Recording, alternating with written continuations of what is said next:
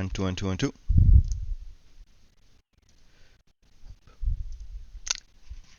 Okay, hello guys. Welcome to another Dark Strike commentary. Today is sorry. Today is Monday, and we're guessing the 3v3 tournament games from Saturday. So we have on my left, on my right, Team Doomguys versus Team Ye. So let's start without further ado. So on my top left, I have Shiratem playing Stukov versus Alias, aka Shame, playing Rainer. So we'll have a Stukov versus Rainer. Then we have Mad Brain playing Statman versus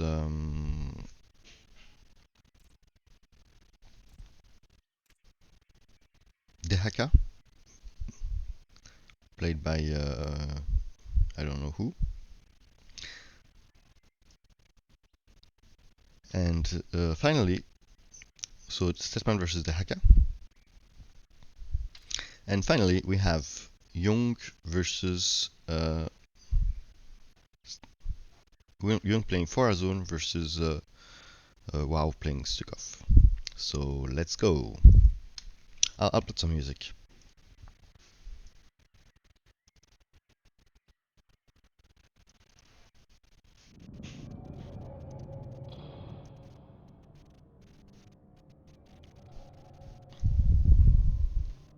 Okay, let's go. Hello, Firestorm.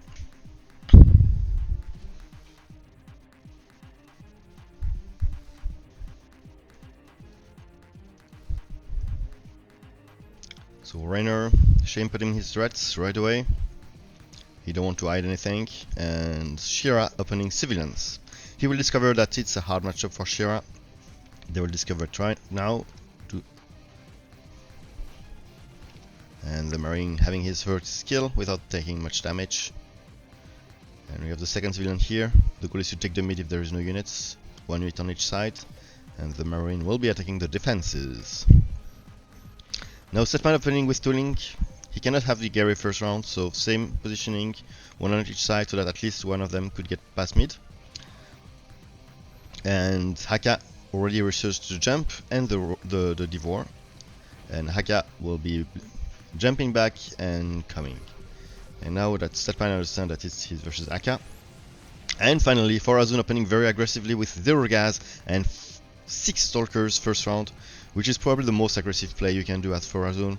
They want to, the top team really want with their forward play to really gain the tempo, to really put early pressure on with the stalkers. Stalkers very good early game. The bunker blinking back because the bunker won't do much early game except helping those stalkers to stack.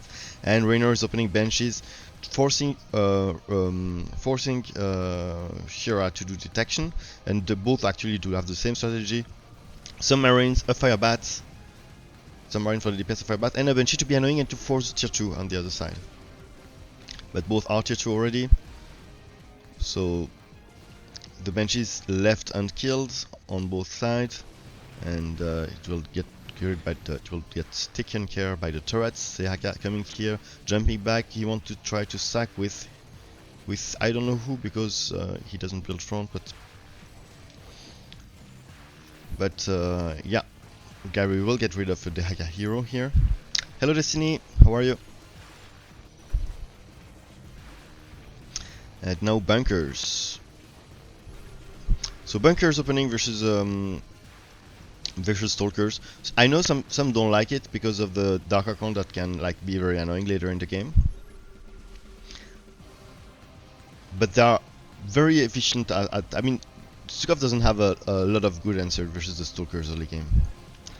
So, but one of the viable answer is bunker for sure, because stalkers do bonus damage versus the armor part of the shell, but versus the marines themselves, stalkers are not that good. And here Rainer is pushing now with 2 fire bats. He upgraded the health for only for more than 2 fire bats. Okay. Dehaka eating the wrong unit here. He missed the opportunity to actually eat the useful unit here. And I'm not sure about this blink forward, because I feel he just make him, it's more easy than for Haga to eat it or deal with it. But with the help of the bunker, yeah, we will push. And now three bunker versus Farazon. But the Soakers are actually pretty good early game, and as I explained, with pure bunker, I don't think you can do something. But if you add Marines and civilians, often you can. Actually, I take it back. But there was an aggressive blink back, which I think was what killed him here. He wanted to stack with the next wave, but at the cost of his Stalkers. But the Stalkers here will be helping the Haka, the Sukov wave. I can see he's not adding more unit, I think. I know he's adding he's adding volatile, and volatiles are very good to deal with the clump up bio like this. This is the best answer we can do. And here the lurkers will help to kill Haka, but will also help versus the leaks. And now Creeper, straight to Creeper from Haka. So jump back, go take. So Creepers are really the pet peeve of Gary and Super Gary. They do much damage versus Elf, and there is not much counter Gary has versus it, except using Overseers or air unit to tank for it. Overseers or Corruptors. Either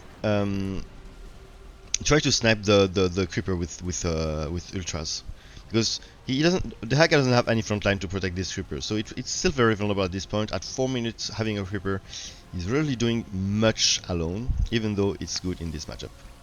Now a lot of volatile here, wasted on the leaks, but there are still there's still not enough here, and I mean all the volatiles were used for the leaks. For Sukov, he won't be coming back into that fight. That is, I repeat, pretty unfavored for him. And now the team is pushing, but the two lurkers are stacking at the bunker, as well as the whole Statman army. So you can see like the Creeper. Oh, what did they attack? I don't know. Usually Creeper prioritize our target. Here it wasn't the case. I'm not sure why. He used manually. I'm not sure about this blinking. He wants to snipe the Creeper, so he blinked forward a bit and tried to kill the Creeper. And the Creeper are gone now. And the bottom team and the top team kill the Creepers. And oh, what's miss? Oh no, thank you.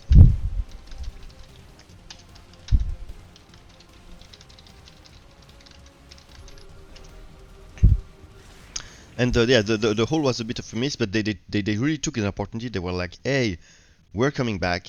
We need to synergize on that. We know that if we have Rainer leaks into Sukov has no chance whatsoever to kill his wave.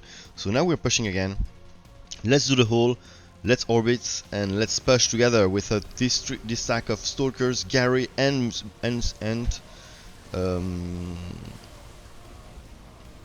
bunkers. The top team is pushing now. 3 Stalkers, but the Creeper will be 3 Creeper now, but the Creeper will be able to stack at the bunker, and that's pretty annoying. That's pretty annoying for top team, because the Stalker maybe can snipe stuff here. Maybe they can blink here, but it's difficult to kill Creeper that are stacking at the bunker. It's difficult, but here they are missing oh, nice hit. Now he's doing it, but just a tad bit too late. If he had done that blink a second earlier, he wouldn't have faced the Creeper host, and this Creeper would have died.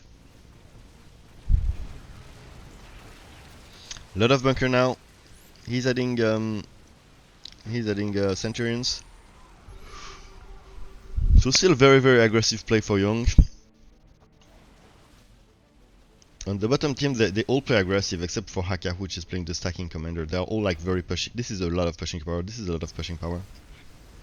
So only Haka, so they both will want to have a lot of pushing power just to protect the host. It's the strategy of bottom team. But now top team is pushing, and now that they have catch up, I have to say the Volatile do a pretty good job versus that Terran's bio.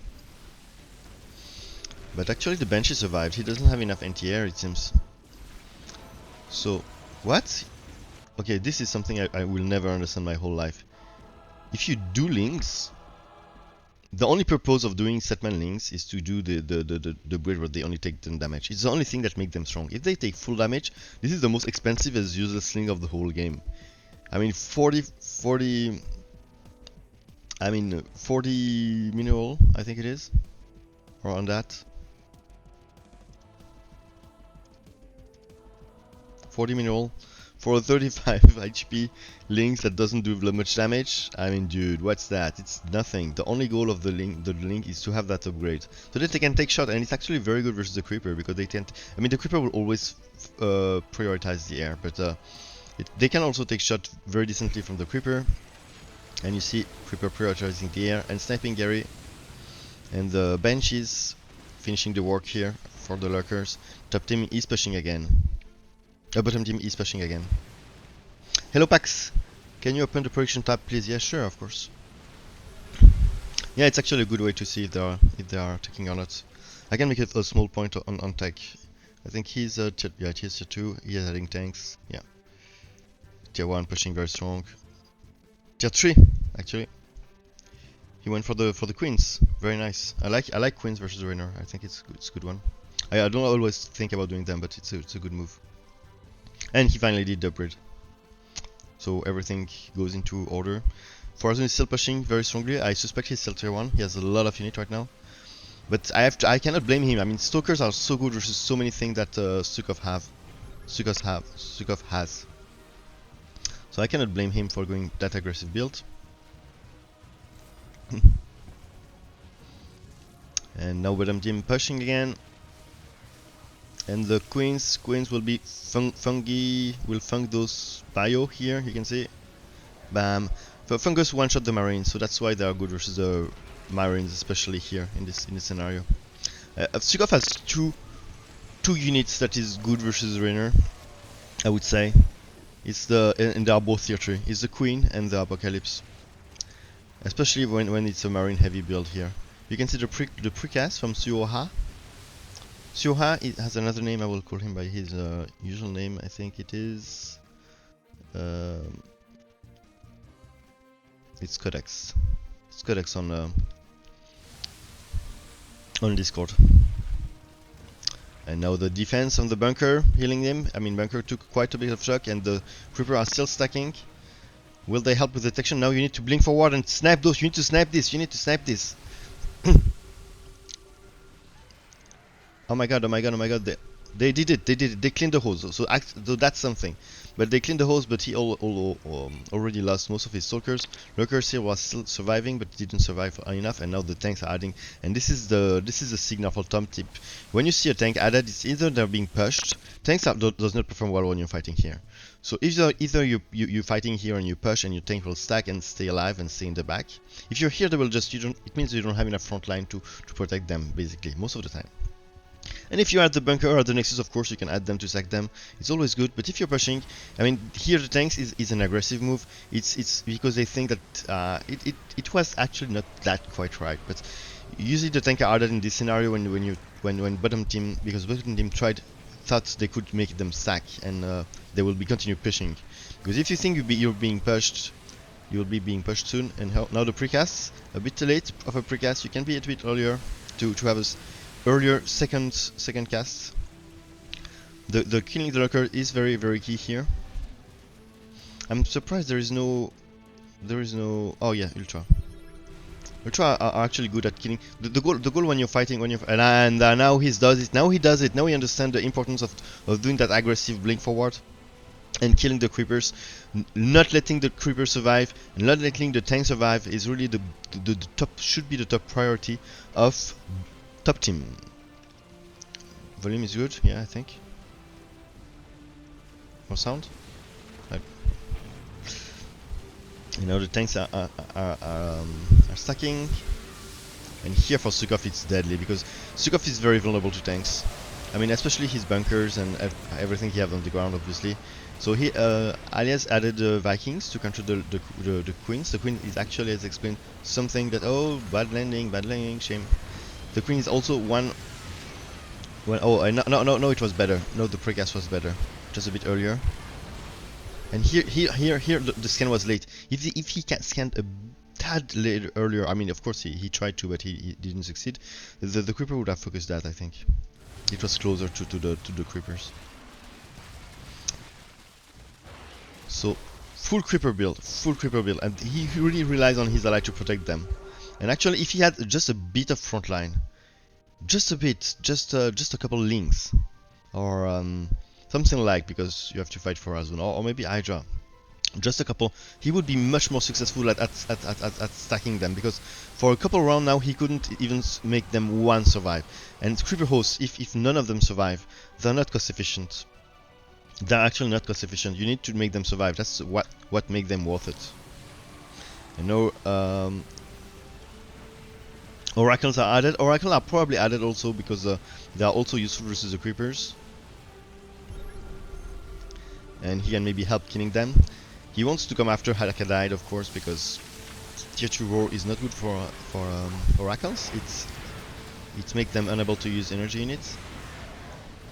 You know, tanks are more added. Tanks and creepers will be very difficult stack to deal with on the bottom team. I would expect much more ultra. I would expect much. Oh, that's a good hole. I mean, the ultra didn't really. No, that wasn't that right. The ultra. What the fuck happened here?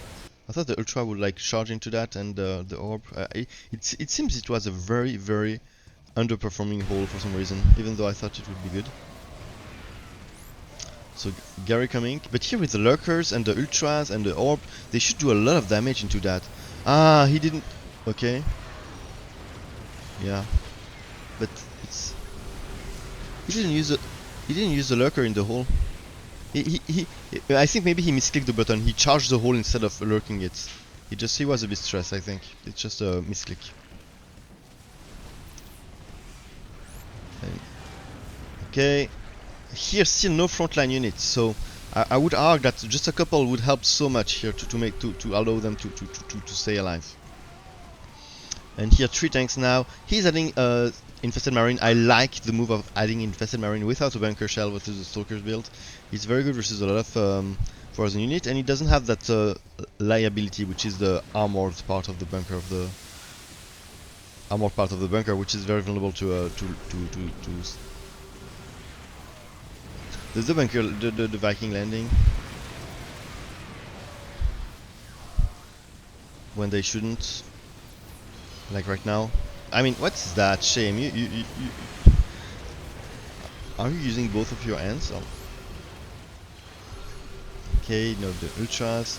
I know the guardians are added, and this will be very good. So guardians are here to deal with. The ground part of Setman. I'm not sure if it will perform that good versus this for Azun. It's mostly here to handle the ultras, I guess. Still not making the top team actually making a very good top teams really understand the need of killing those swarm hosts and those sieging units, and I have to say they do a very good deal considering the advanced stage of the game to really make sure that the creeper doesn't stack. But as I said, I mean, a couple more of a frontline would help bottom team to achieve those much easier, in my opinion.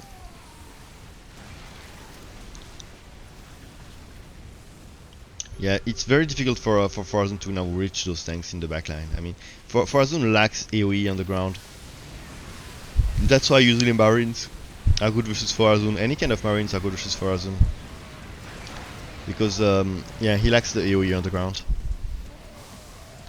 So usually, I don't know, people use Dark Archons or stuff like this when they have a massive amount of units. Even more Viking added, and this time they didn't land, so GG2. Now you can land, now you can land. Shame, what the fuck? What is Shame doing? He's having a bad day. He's known to be the most ooh, that was some good lurker shot. He's known to be one of the most intensive player in terms of micro. Like microing almost every single unit. And now hey, snipe, detect, kill those. Okay, he kind of managed to kill the creepers. But the tanks is also a priority now, and that's why also the oracles might become useful here. But they could not really reach it. And one creeper survived. Even now there is a lot of Viking for like what, 3 queens. So the Viking are clearly here to push the Setman. You cannot argue otherwise. There's like 10 Viking for like 3 queens. Setman is not on energy aura, it seems. Good question. Yeah, it's only aura. Is maybe some player likes to switch But yeah, energy, energy aura. So speed aura. Energy aura is very important when you have lurkers.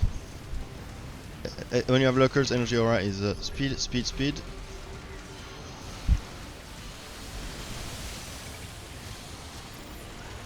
Then heal. But now they are depleted. So you need energy. No, actually it's fine, it's fine, it's fine. I'm not sure if he's using the energy aura. No, I think he's just doing speed and I think that's a mistake, especially when you have that many lurkers and hydras. I mean, you need energy at least at some point. I know the Alexander will be very difficult to deal. It will kind of force Forzen to go Void Rays now, because Forzen doesn't have another really good counter to the Alexander. This shit has a lot. This shit has a lot of time armor, so Corsairs don't do much with them. But I'm top team trying to do tanks now. So now top teams, when they accept doing the tanks, they accept also they want to push back at the bunker. I think there is no way. I think they know that there is no way they will push back with those tanks without being able to stack them here. So it's kind of almost they are accepting they will be pushed until the Nexus.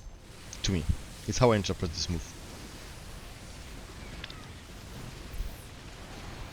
Hydra trying to deal also with the Viking, even though killing the Viking is really not a priority for. I mean, Gary will die anyway, and the Viking is not really what's the most annoying for in this situation for Setman, because the Viking, if they survive, what will they do? Nothing. They will do nothing.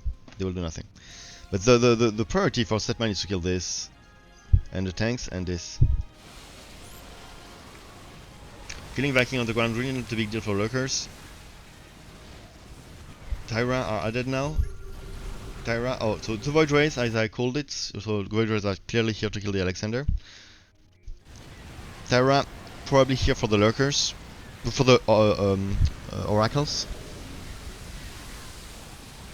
And any air unit, late game any air unit that stack. And now we will see if top team strategy of doing tanks will work, because they might be able to stack it here. I mean, something tell me that they won't, but we will watch the game as if it was live. 2 leaves added. Banshees. Queen's not doing much. Okay, but this is a crazy stack here.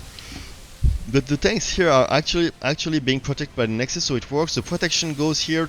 Protection here, very important to protect the tanks. I mean, how is it called? The Broodling will come forward and go forward to protect the tanks. Will it be enough? No. Tanks are dying, and ouch, those creeper shots, and the planetary will go down, and it's a GG well played. So first game for Team Ye. We'll hop with on second game. I'll update the banner.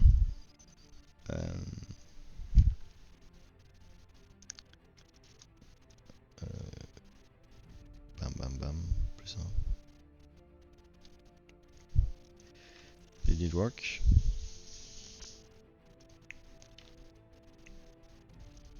Yes. Okay, second game.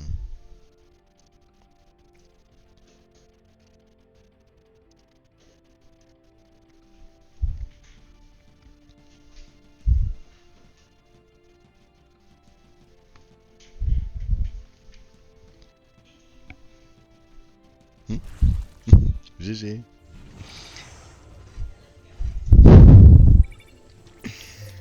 Okay, so we have on the top right, we have Shiratem playing Sukov again versus Alias plays Renor again. I mean, why did they change anything? They didn't change the order. No, but nobody changed the order. It's game 2, right? No, it's game 2. Okay. We have Shiratem playing Sukov versus Shame, aka Alias, playing Forazun. I was surprised because I did expect that at least Shiratem changed his commander, because Raynor is known to be very good versus Sukov. It's one of the Sukov hardest counters, so I'm surprised he kept the same one. And also that Shira is known to. I'm not sure he plays a lot of commander, but I know he's. Yeah. Actually, I know he's Karak's main, and I've seen him play. I'm not sure what else does he play. I'll look on just writing, but you can appreciate that Shim's move versus Shira. I mean, when you think about it, if you want to counter Carax and Stukov, I mean, Raynor is probably the best way you can do this.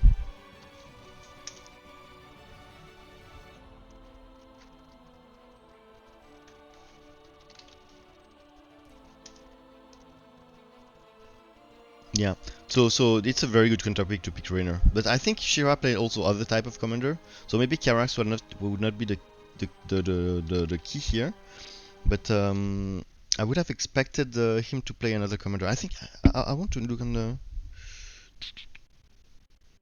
I'll look on just writing after. Shira.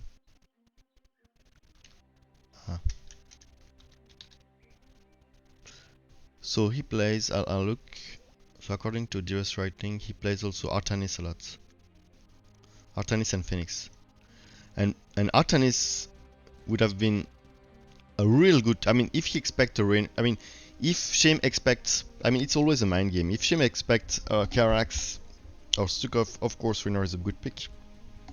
But then he has Artanis, which is extremely good versus Raynor, and Phoenix is good versus Raynor too. So I'm surprised he didn't pick one of the commanders that is at least good versus Raynor. Of course, it can be it's a mind game because what could Shame do that is good versus Phoenix and Carax? Phoenix and Artanis. Even only versus Artanis, that is also good versus Carax and Stukov.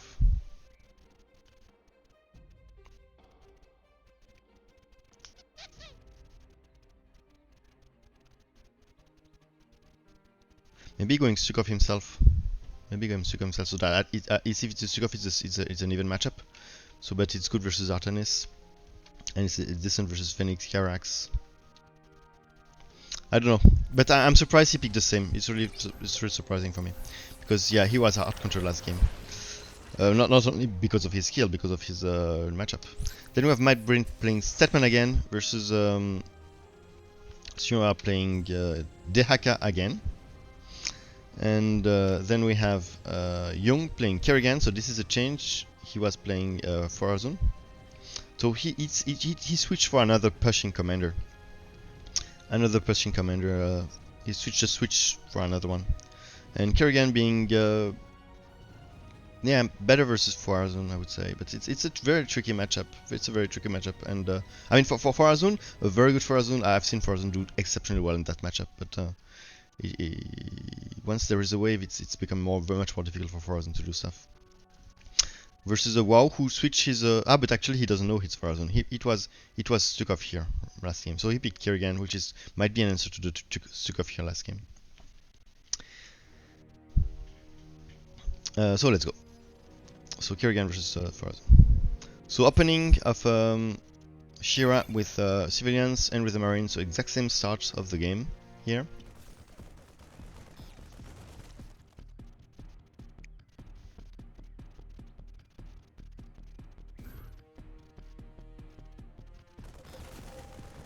Is he scared of Nova? No. No, because he's a Carax man. I was thinking about the first matchup again. I mean, maybe he picks Stukov because he don't want to go Artanis because he's too scared of Nova. He knows that Shim plays Nova a lot, and Nova is very good versus Artanis. So maybe that's one of the reasons. But then he could also have played his main Carax, even though Carax is not really good versus Raynor. So. But maybe it's the fear of Nova that pushes him to do Stukov. It's possible. But Shane plays a lot of commander. I mean, I don't know. I'm really surprised for the first line. I'm really surprised Shira didn't change his matchup, his commander. He played other ones and ones that are very good versus Raynor. And maybe he doesn't realize at which point Raynor is powerful versus Stukov.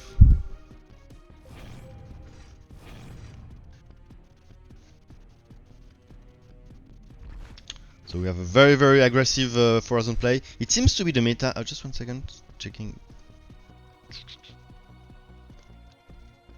Okay, it seems to be the meta in this tournament that every Horizon player stay on 0 gas and try to do a very aggressive tempo play with the Stalkers, helping the other teammates to either tank, either do the same, either build siege units.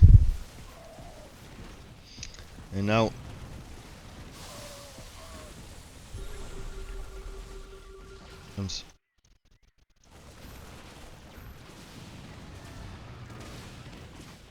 Gary is here. Marines are fighting. Bottom team is still pushing. What is that? What is that? What the fuck is that? Okay, funny bug.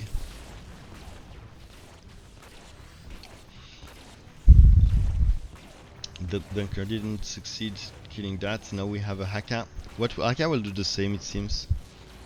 So the Stalkers. Oh, he could have eaten a queen. The Stalkers. The Stalker push will be very useful for Haka to survive, because going straight to tier 3 and straight to Creeper Host is not something you can do if you don't have your allied covering for you. And here we have two very aggressive play here with a lot of bio, and here a lot of Stalkers, and that will allow him to survive. Don't do that alone when you're with pubs and you're not sure how good they are. If you have two pubs ally, going straight to Creeper can really kill you, because Creeper is good in the matchup, but it's not always good versus the other one. I mean, here versus Tugov you can argue that it's good, but it's not very good versus Kerrigan, and he will have Kerrigan leaks. So imagine you have to catch up with Creeper. It's not always easy. It's either you stack them at the bunker and you survive, either you don't and you die. Anyway, he can do this because his teammates are here to protect him with very aggressive play. A lot of Marines here. A lot of Marines. It's funny because I myself use more fire bats and and of course marauders if there are bunkers or more units in this matchup. And yeah, I'll try to do that. I'll try to do that in my future games. Just Marines, spreaded Marines. I usually avoid them because I'm really scared of the volatiles. But I don't know. Maybe with a good positioning, it still works. With a fire bat in front, maybe it still works. I need to try that. I mean, it's shame, so I'll try to learn from him. I know that Lynx perform really well in the matchup also. Here again, I don't understand this Lynx without upgrades. I mean, just don't do them if you don't gonna do the upgrades. Do them when you ready to afford the upgrade. And Lynx very also important versus Haka. I didn't see a lot of Lynx last game, and I use them much more versus Haka usually. He didn't kill Haka, and now he will be getting killed easily by the Stalkers. Blink forward for the but this is the scan coming immediately. So aggressive blink forward like this to cloak your units, if you're being scanned, is not really worth it. It will allow top team to kill this without difficulty here. Whereas if he didn't blink aggressively, the Stalker will blink back one at a time, and they will be much harder to actually snipe. A lot of Marines here with the +1. I'm surprised also there is no other upgrades. Here performing quite poorly versus the Volatile, I would say. He still wins his wave, but with the help of Stalkers. Yeah, I'm surprised of that many Marines. I mean, there's a lot of Volatiles here. And it's not a unit that you can convert later. So Creeper's now coming, but dude, cast it, dude! This cast was so late! You really want to, if you want your Stalkers to have your Creeper to have a second to have a chance to have a second spawn, you need, he would have cast it, he could have done it 5 seconds earlier and have a second one. Look. 2 seconds.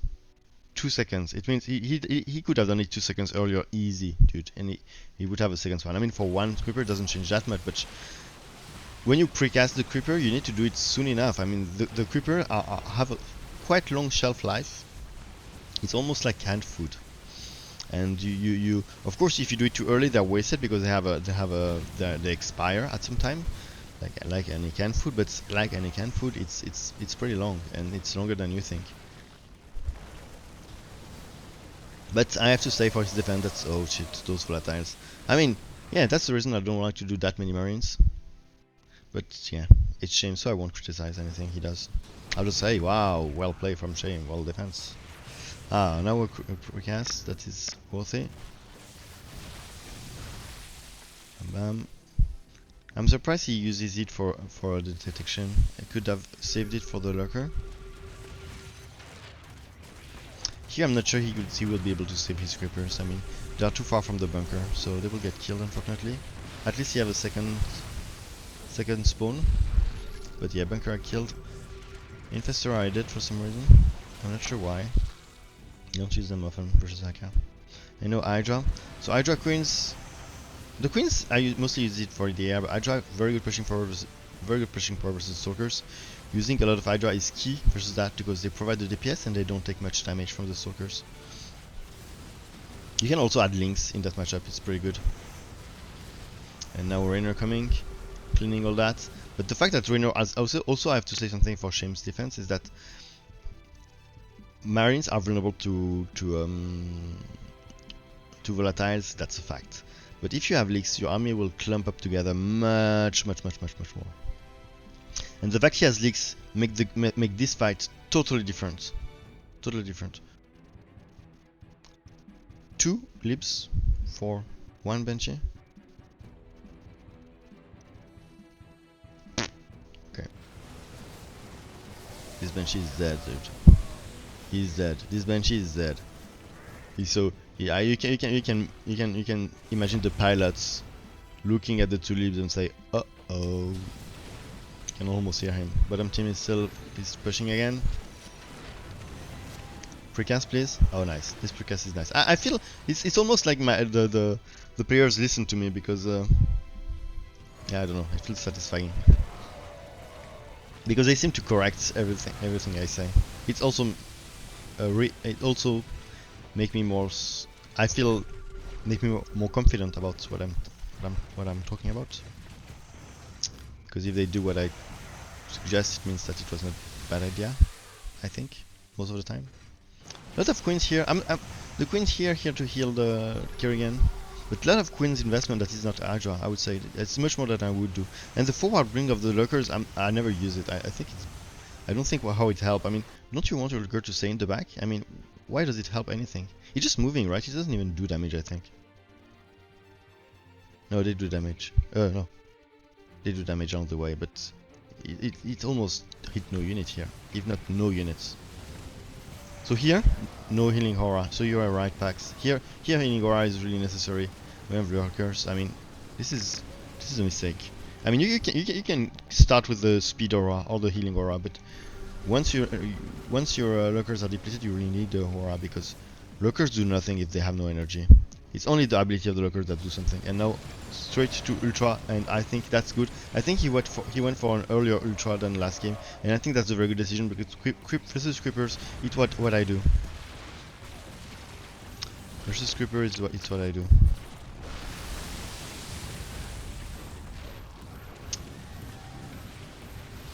So the caster left the game.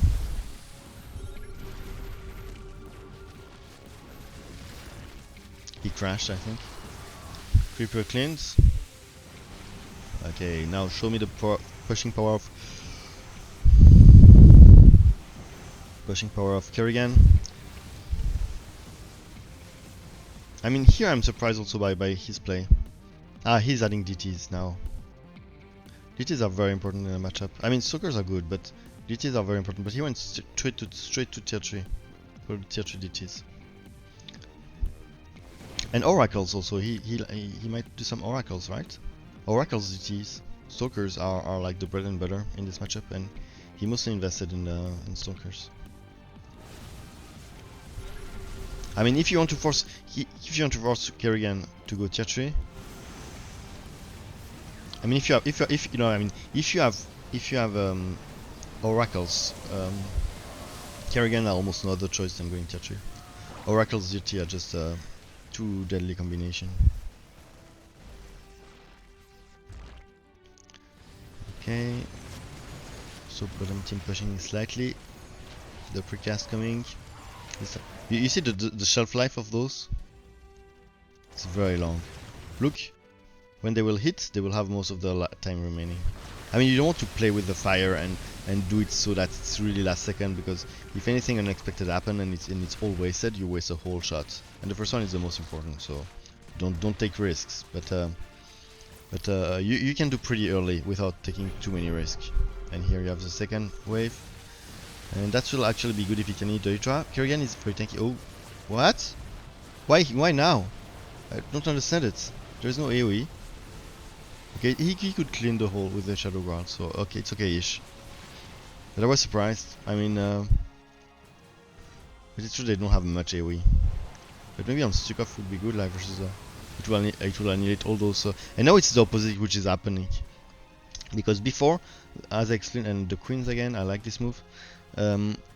Before I was explaining that when your army was clamping up here, so they were extremely vulnerable to the volatile, and here is the opposite. Since they push, they have a front line provided by stalkers to tank for the volatiles, and the formation of the marine is much less disturbed than before. That's a bit too many poses for my taste. Yeah. Oh, okay. I won't do 2 times speed because I really want to talk about that game and think and learn at the same time. So, but I can stop posing. I can stop posing. That's the middle ground I can suggest.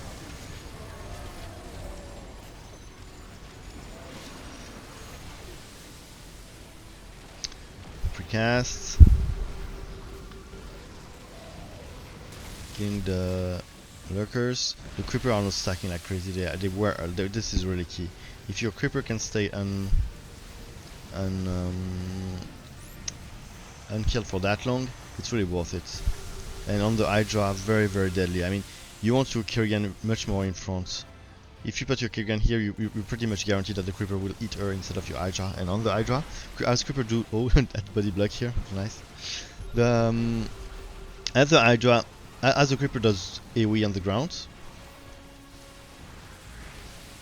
as the creeper goes AoE on the ground, yeah, the Hydra are very vulnerable to it. It's a one-tile unit, so it tends to clamp a lot. And BC from BC here to snipe the Gary. I think it's an obvious move. Even though BCs are good versus the Stukov, because yeah, he doesn't have an anti-air unit, and the anti-air unit he has, it's Marines, and Marines don't do damage to BCs because of the armor. Here, I think he does that mostly to snipe the. You know, actually, it's good versus his wave too. I mean, full volatile, he blink back. It will be good versus both. It's actually, when you think about it, I'm surprised he haven't done it better earlier, because it's a really good move here, I think. Kerrigan finally adding some links. Links very good to have even more burst power and clean the creeper easy. She could clean the creeper this time. Now more DTs are added. I like this move. I just missed some oracles here, but the DTs and stalkers very good in this matchup, and a lot of damage are dealt. But maybe he doesn't want oracles because he's pushing into a Stukov and he's optimistic about his push now. And yeah, dealing with the leaps will be kind of difficult. It will be kind of difficult for oracles.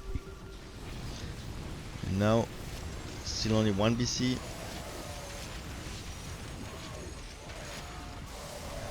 What with that lurkers and still no energy aura, and that lurkers rush? I don't understand it. I think it's better if they stay in the back. I cannot see what it does here. Creeper dealing with Gary and no Brood Lords. So COI connects. Sorry, he's happy that he has Creeper, because Creeper will also be good to kill the Brood Lords. Creeper tend to prioritize air units if they can. And bam. Yeah, actually they went for the Hydra first. And now the Shira is doing the Apocalypse, trying to stack, blinking back here. Apocalypse versus the Leaks, it's not that good. I mean, Stalkers are good versus the Apocalypse, but Apocalypse are good versus his wave. Oh shit! So that's why he didn't do more VCs. I was surprised. Yeah, I tried to not.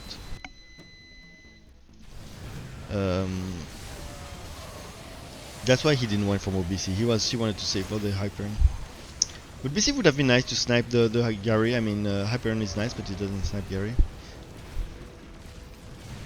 And tanks are added just like before. They want to stack it at the bunker now. And Kerrigan having a lot of Hydra, so they might be able to defuse shit those creepers. There are not a big amount of creepers, like a critical mass amount, I would say.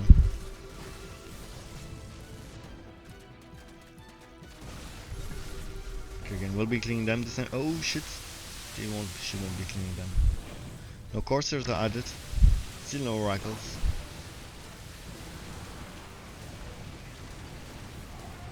There is no stun luck. I'm not sure why.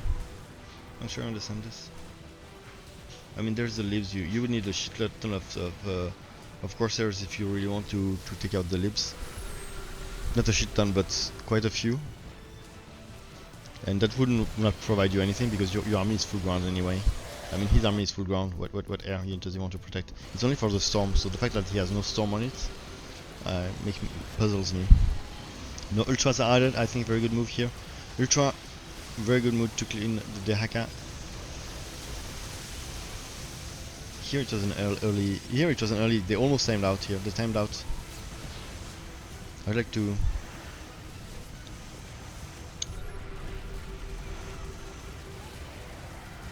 Okay, Kerrigan as pushing power is very useful here in this game. Because yeah, to clean the creepers is very good. But there is still no. I haven't seen any demolition wave, and I think now that I think it's very important in the matchup, especially now that there is air in it, right? Libs are becoming kind of useless now. He's adding Apo, and Apo, I don't understand it. I mean, yeah, I mean, why not? But Apo are kind of weak versus his leaks, very weak versus his leaks. Maybe he wants to stack them here at the bunker. Setman here has no siege units. His workers are staying the back now. He understood that it's better that they stay back. But he's adding Hydra and it's not enough. He's still not using the energy aura, and that's very weird. Now he need them more than ever. He need them more than ever because there is a Hyperion to fight, right? So the goal of Kerrigan here is also probably to create a stack at the bunker. I mean, they're all trying to add siege units. I mean, no, actually it's not true.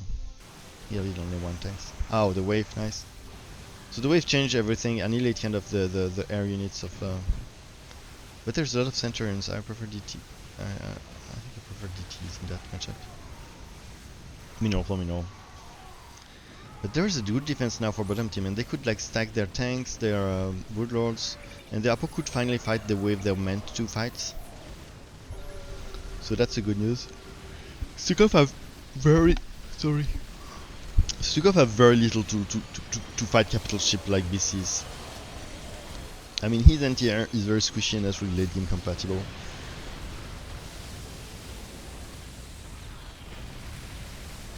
And now the Tyra. I can appreciate that the CEO did the exact same build. He's confident with this one. I mean, it worked the first time, so why not do the same later? It's to the bottom team to be able to find an answer to this build. Okay. Kerrigan pushing power, clearing the Hakas, and now Void Rays are added.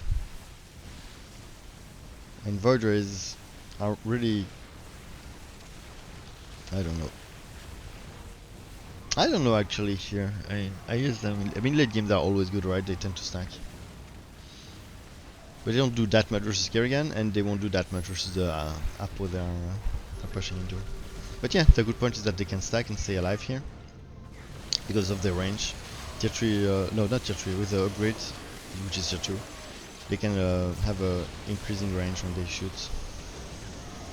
So it's 9 with pretty long range, so it's a unit that can stack. And now I think bottom team is actually pushing harder and harder. I mean, now we're pretty much fighting at the Nexus, and the Tyra is coming. Tyra will be also good to deal with the eventual Hydra that might come, or the Lynx here, with the exceptional AoE he has. Lynx you can appreciate the Link positioning on the side. Young trying to get around the opposite team's army to kill the creeper host from the side. It worked a bit. And now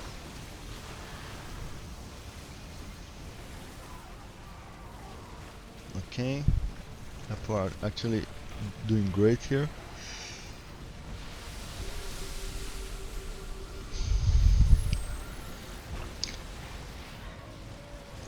And yeah, maybe it's one of the only Apo is one of the only anti-air that Shira can do, that can also fight the leaks. Because when you're playing a Forazon leaks, I don't know, you don't have much options if you want also to fight, to do something that's good versus the air. But now the bench is the BC stacks. I'm surprised he didn't have much. I mean, he has only 3 BCs, but 4 BC, but he doesn't have attack upgrades. And I'm surprised because at this point, oh, they didn't have armor. But BC does only 5 damage per shot, so it's really just 1 point of armor, just take down 20% DPS. And now more Apo, more Apo. Apo will be like dealing with the air pretty easily. And but the Sulkers are still a problem here. And the Queens are dealt with by the Creeper hosts. And you need to kill the Creeper.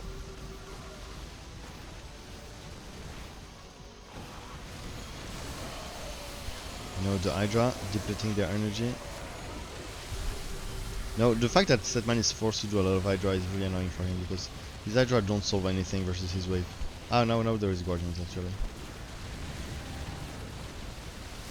And now Codex is doing his precast is even too early. Oh no, so he jumped forwards to. He didn't eat anything. I'm not sure if this helps. Whatever. Okay, he went back. I'm not sure it helps to. I mean, you need DPS to kill that. The Haka alone won't do much. What? Ah no, it's him. Ah, he was jumping back. Sorry. No, I'm stupid. I'm a bit tired. I didn't sleep well this night. But I think this is a game. Yeah, GG. Sorry. I kind of missed that. But they could create a stack, and the Codex did the exact same build than before, and it worked again. But yeah, the bad matchup on lane 1 is really annoying. It's really annoying for Shira, because all the other matchups were kind of even or close at least. Let's go for game 3. Ah yeah, update the scoreboard so that if someone comes now, he can understand when we are.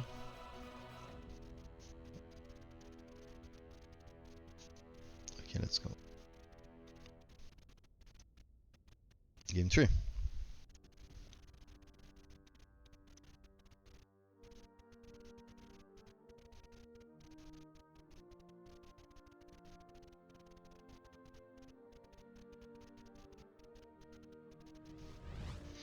Okay, on the top right, we have Shira playing Carax. Okay, so back to his mains, but Carax is not very good versus Raynor neither, I would argue.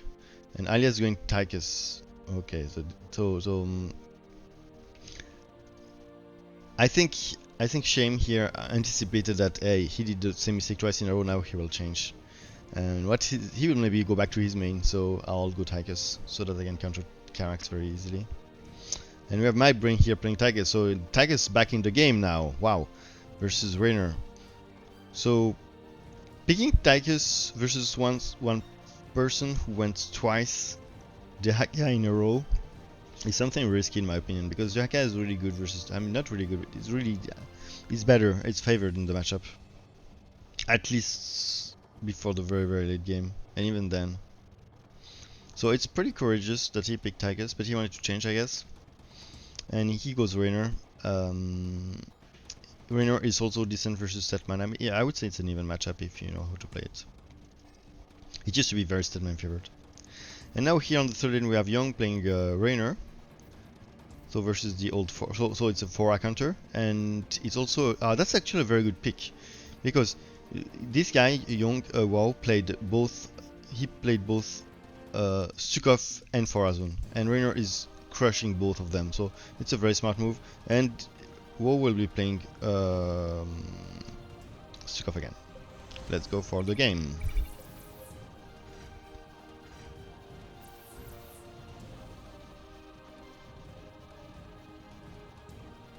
So first thing will still be a problem. We have a bottom team is unfavored because this is a very favored matchup for a bottom team. This is slightly unfavored for bottom team, and this is very favored. Ah no, this is favored for top team. So here we have a very we have a very balanced matchup, I think, because we have each team have one lane that is very advantageous / disadvantageous. Bottom team will win lane 1 and top team will gain lane 3.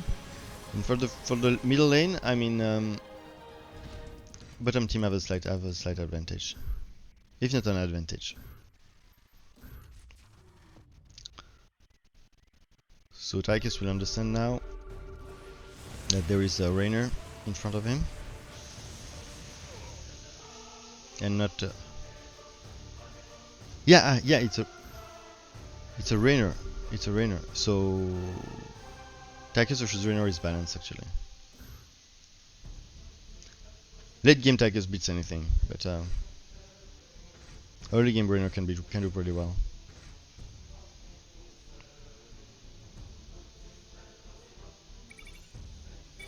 And here we have opening cannonballs and Shira opening zealots. Zealots good versus the cannonballs. You usually use there are some zealots here that are missed, I think. He repositioned them immediately. Yeah, I usually use the annihilators to snipe units, but for cannonball it's just too costly to snipe cannonball, so you need the zealots. Just too costly because this dude has a lot of HP. Wait, move back. You want to move back your freaking turrets. You want to bunker to kill before the next wave arrive. To be killed before the next wave arrive.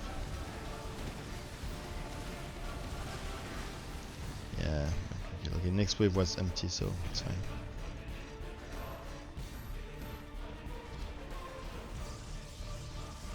So we have the zealots coming again, and now an energizer. We're doing a lot of N+1 for the zealots.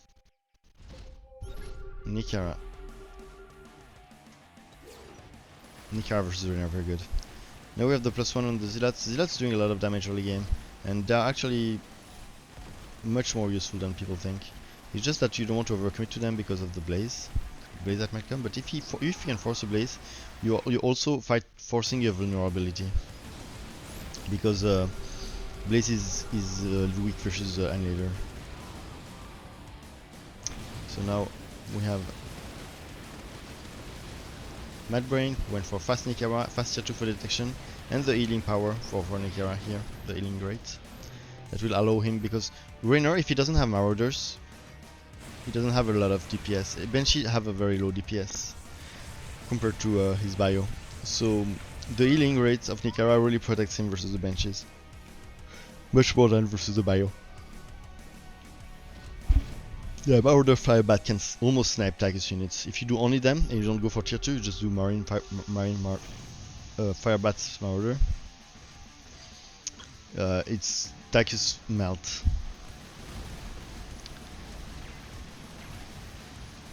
We have second cannonball, and now he's adding annihilators, but annihilators are not really worth it. It's just to snipe.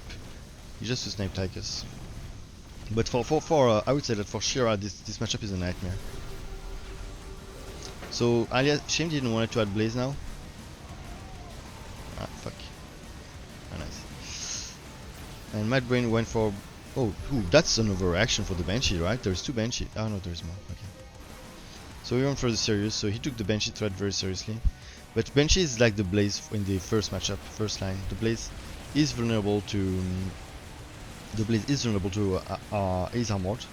So it's very vulnerable to Marauders. So it's like the Blaze for hit in this matchup. It's like very good, but also opening a vulnerability. And the Marauders are very good in this. Marauders are very good versus Tychus anyway. He will use it. He will do them whatever, I guess. And now you can see, I will pause. I'm sorry. So the defense here come. Rainer chooses to go straight to BC. He still doesn't know who is facing. I think. Maybe he scanned, but I didn't see. you can see he shielded the orbital strike detonator because even though you want to shield something that die fast, and even though Sentinel die fast, as they have the revive, it's actually the detonators who will usually die for the first time. We can check this theory. So here he doesn't use his, oh no, he uses it. He uses shadow cannons. I thought he would be waiting to use it on Tychus. It's much more useful to use them on Tychus. And here, actually, the revive now. No, actually, the Zealots are dying earlier here in that scenario. And Shiratem got obliterated here. He didn't kill a single unit. I mean, before the next wave come. But luckily,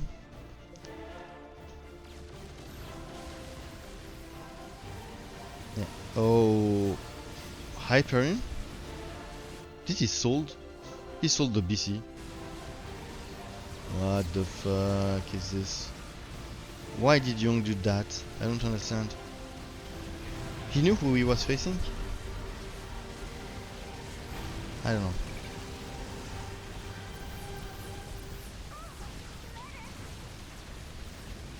But straight to Alexander versus Raynor is special also to me, I have to say. I would have expected Apo or something that is more feature that is more versatile, because Alexander can actually help a Viking formation to be done. But it's also true that even if though Raynor can stack Viking, it won't be any funny use versus this.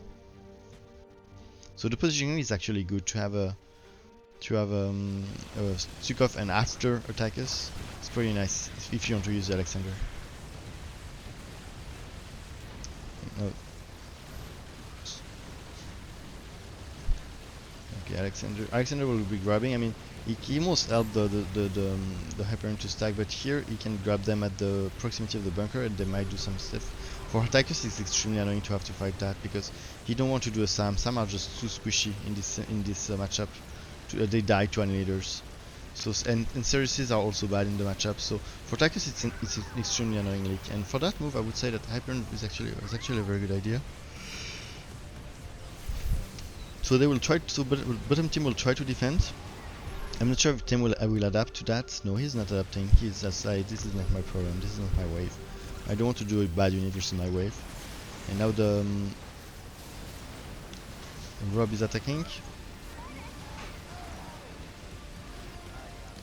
Orders are added for the Cereses, and as explained before, doing a Cereses also opened a vulnerability from that Tychus, so it get beaten pretty easy now. And now the Vikings are added.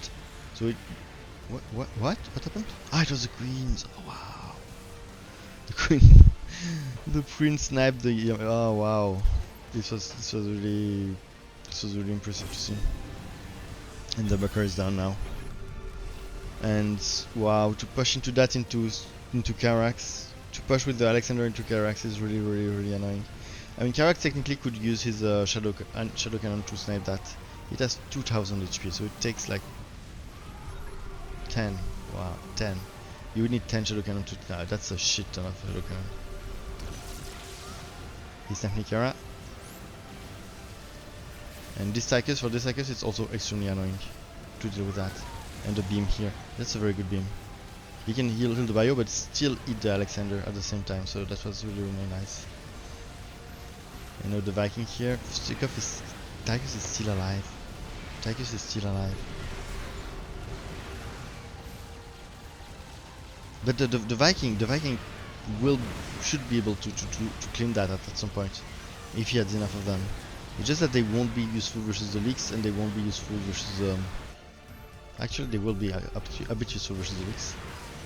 But they won't be as useful at all to push. So if they can hold here to push, they won't be of much use. But if he can make his Hyperion survive for the whole time, I mean, for Tychus it's really a pain. Hyperion and Alexander in this game are really a pain for the when they are leaking into the next wave. You can move the BC to the Hyperion. I didn't know that. Tell me he's not going Alex first. That can get out. You can upgrade the BC into Hyperion. I didn't know that. Thank you, Destiny and Pax, to pointing that out. The only problem is they have is that Raynor can't push into Hyperion. Yeah, Raynor can push into Hyperion, but Carax cannot. I mean, but Alex pushing into Carax is really also very damageable. So we have, as I explained, we have both capital ship being the most annoying leaks ever, for both of them. So I would actually I found this move pretty interesting and pretty good. I'm surprised. He finally went Apo. Yeah, Apo will be good to deal with the Viking here. So Mass Cannonball, he tried to snipe Nikera and Tychus, of course. Cannonball, as I explained, are not really worth it to snipe. You just deal with them with the Zealot. You see, he didn't even add the Blaze, even if there was a good amount of Zealot here. He didn't add the Blaze because he knows that it might make him too vulnerable to the Annihilators. And now we're not going BC, and I think this is a move to.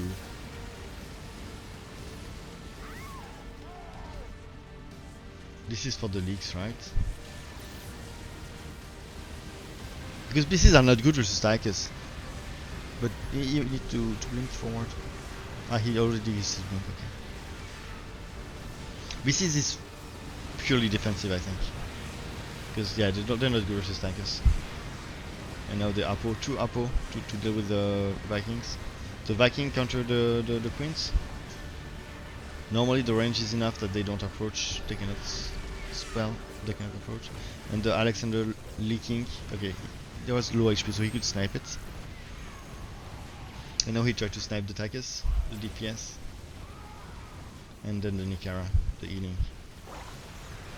So very nice play from Shira.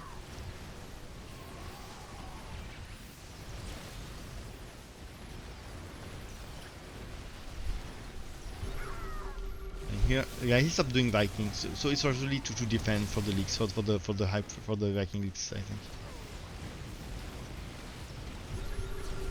No, it's to push into him. Sorry. Or maybe to deal with the. I mean, technically the BCs are very good versus that, and they are these good versus that. So the BCs are really the get out of jail card that can be helpful to push versus the other way. It's just bad versus Tychus himself. Top team managed to push again, and as I explained, this kind of flick for Shame is really bad. I mean, ouch. I mean, what can he do versus that? He really don't want to do a slam. He really doesn't. Maybe he will do one because he has no choice. But yeah, blink back from the Hyperion, very good. It helps actually. Sorry, I need to see that. Why did then? I mean, here the Sentinel went forward, and there was still Tychus in. Ah, maybe because they were all reviving at the same time.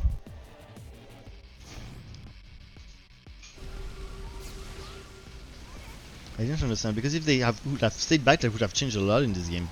Look, they fight. Revive. No, there is one. Sniped, revive. No, there is one here. Ah, there was one unit here that killed them, because now they will impale themselves on the bunker instead of killing that.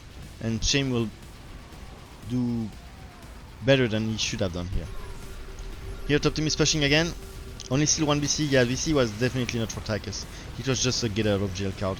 Tier 3 turrets here from my brain. Full Nikara upgrade. Two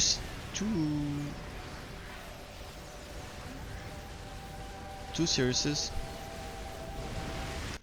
That's a lot. That's a lot of fraction 20 here. 2 Siriuses. 5 benches. It just maybe it helps him to push. It helps him to push, but not to defend. It's very bad to defend. Sirius do awful in Tychus versus Tychus. So yeah, a lot of investment in 20 here from my brain here. But top team took the bunker. Top team took the bunker. No, Shame has no choice. He has to do a SAM, right? Or he has to do a SAM. No? Will he continue to not fight the Hyperion? And the bottom team has the Hyperion, so this will be their answer. Maybe Hyperion versus Hyperion. Hyperion versus Tychus is still annoying to deal with. even though he's not the first choice. The good thing about the Hyperion is that he can defend versus the other Hyperion. And now Mad Brain will be pushing, and actually now the series of Mad Brain are useful now. They help to kill the Hyperion.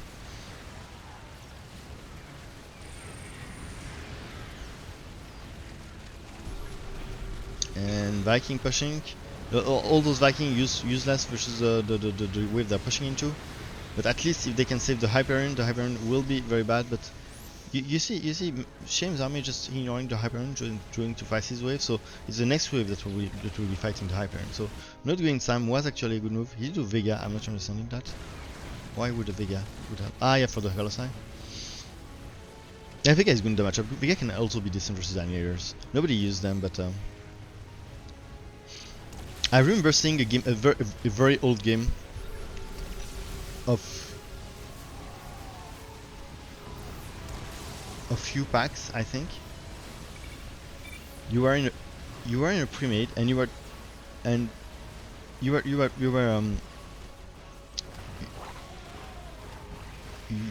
not sure if I was in the game. Yeah, I think I was in the game too. No, I wasn't. I don't know. I saw this replay, and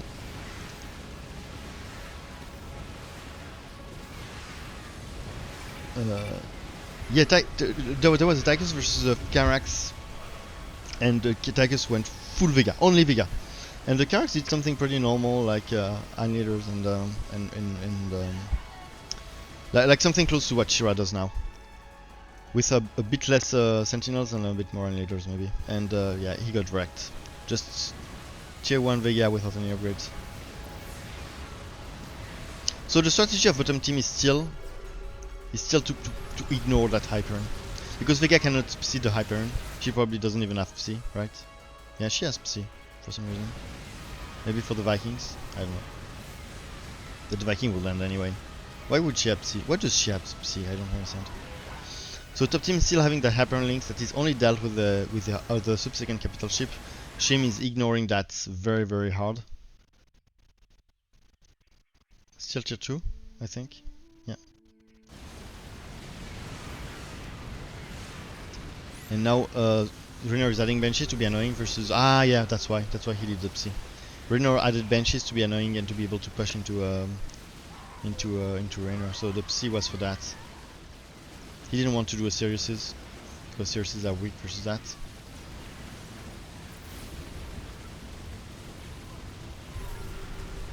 And here the top team stacking pretty intensively. I mean, now the Colossi are pushing into the bio, and that's really helpful for Raynor. Wow, that's really helpful, and they will manage that. And even with that bad matchup, Shira did well, he defended well. And the leak of the capital ship was really key here. There's a lot of Apo now, but Apo are not doing that. Oh, nice beam. So this beam, not that nice, but actually he snapped the Alexander. That was maybe the most important thing here. The defense of... There was the third Sirius added. Third Sirius. Versus that. Going to push into that, and versus that. I'm surprised. But yeah, the Banshee will... actually, it's done. The Banshee had and my god, they come back. They came back in the game. So 1-1. Very well played. Very well played. 3 Siriuses. Because they don't really perform well with versus anything else than air here. He hasn't done the explosion on them right now, just the turrets. So for a couple benches, I mean they're useful versus that, but I would have expected Sam with the damage when it is. Yeah, actually maybe he's right. No, you might need Ceresis too, because Sam with the damage would only do half of the damage of the Hyperion. So you need other air units, but it's funny he chose Ceresis, I don't know.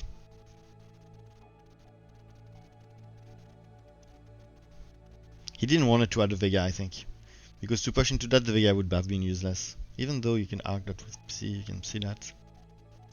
Yeah, I think a Vega could also have been an option. Even though Vega don't do much because there's only one BC here. So you don't do Vega for one BC. It has no other use. Yeah, interesting, very interesting. Let's go into game number 3. So 1-1, let's update the banner. Oh no, 2-1. That was game number 3, so 2-1. Tickets versus tickets is a coin flip. That's totally true. That's totally true. I still haven't figured out how to play it, to be honest. I think it's really funny. It's really, for me, it really depends on what the other matchups are and if you would need more anti-air or not for the other matchup. And it's very funny how, especially in a mass Sam versus mass Sam, even if there's a few blades, if there is a slight leak, it can get a total massacre for the one who has the leaks. He will die very fast, and it could be the opposite if the leaks are in the opposite way.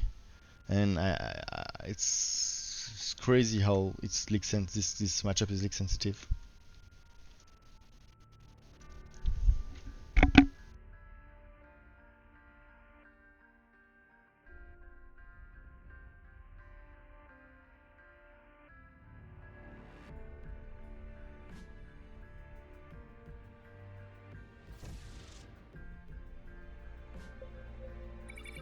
One second, I'm coming. Okay, so we have on the top right Shiratem playing. So they didn't change. They didn't change the position, I think. Shira, Madrania didn't change the position. And here, yeah, they played all the same position. Shira playing Tychus. So Tychus here there was 2-time Rainer and 1-time Tychus, and Tychus is not good versus neither Rainer neither Tychus, so I'm surprised.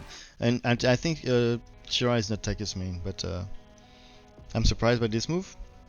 So we have Shira playing Tychus versus Shin playing Tychus, aka Alias. We have Madbrain playing Kerrigan. So he was playing Aka and Rainer before, and he was versus Rainer. And Kerrigan very good versus Rainer. 1 second.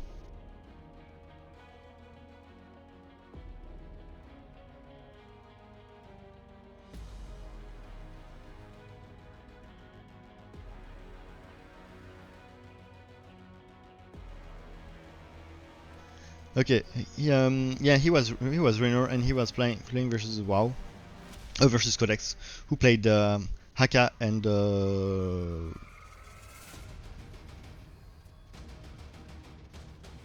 was it last game?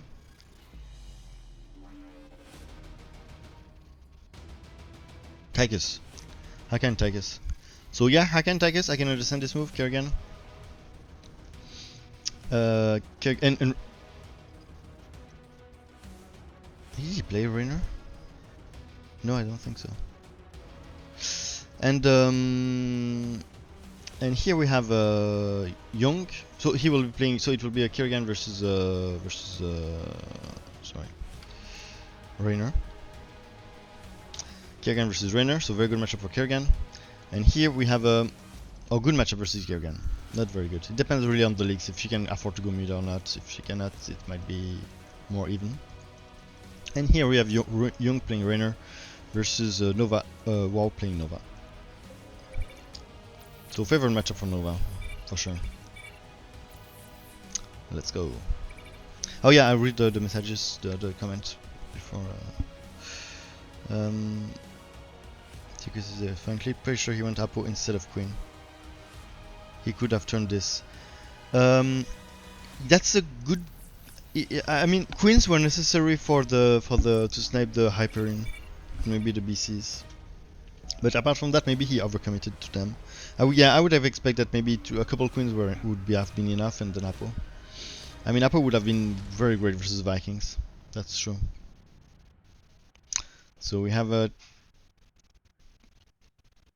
Alias opening Tychus. So for me, there is two ways of playing Tychus. You can open Sam or you can open Cannonball.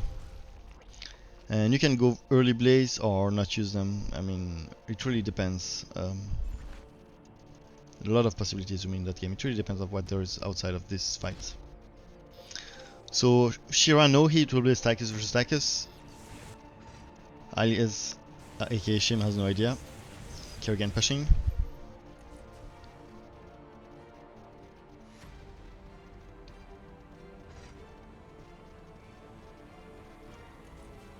And now Nova. Marin's dying. Check.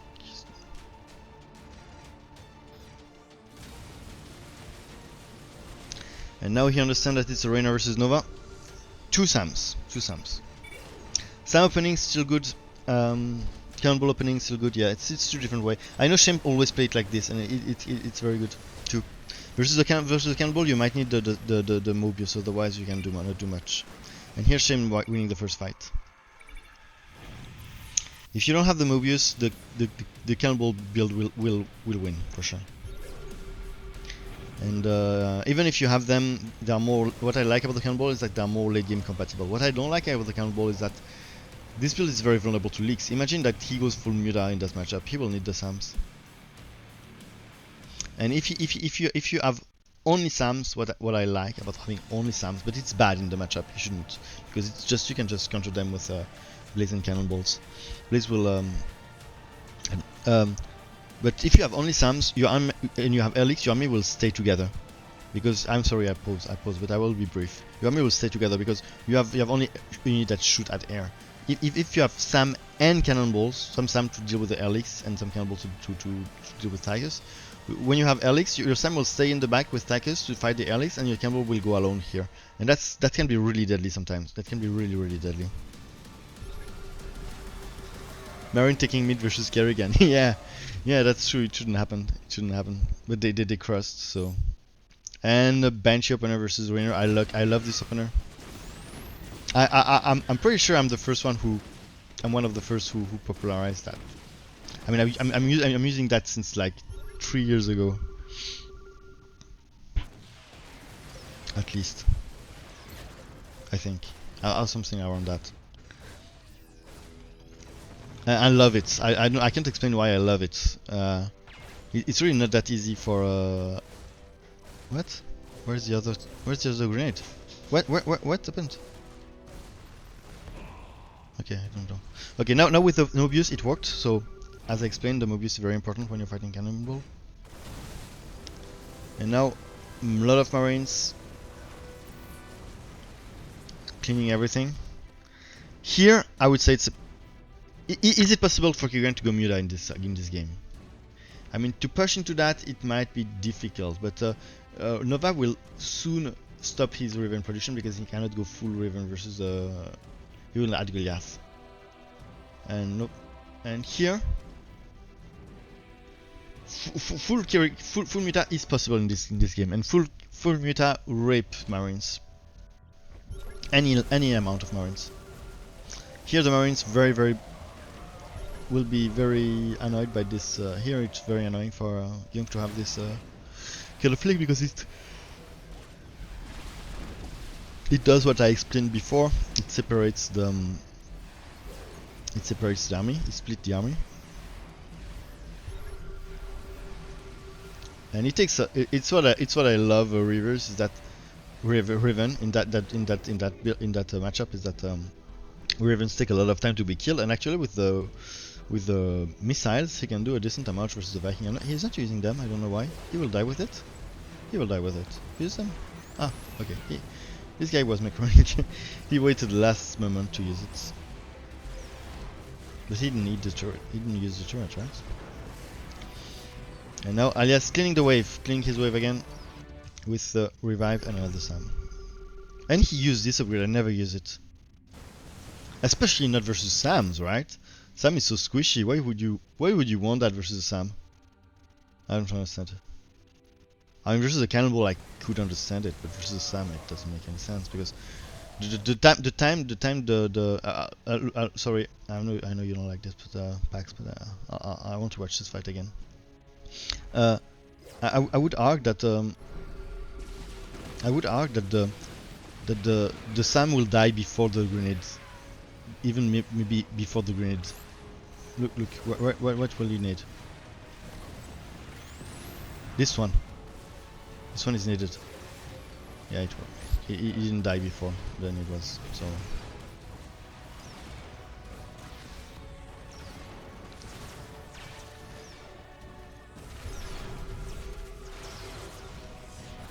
And no, fast ultra, so no marines, no marines. I'm disappointed, to be honest, I'm disappointed. Ultra don't look, I mean they are good versus the bio, but it takes some time to be efficient. Here he just went to tier 3, so it's huge investment for Kerrigan, and he won't be able to pay off right now, so Ultra will take some time too. And also, yeah, I don't know, there's BC, Kerrigan, Raynor have all of those benches, Kerrigan has other tool to deal with the Ultras. And now Goliath are added.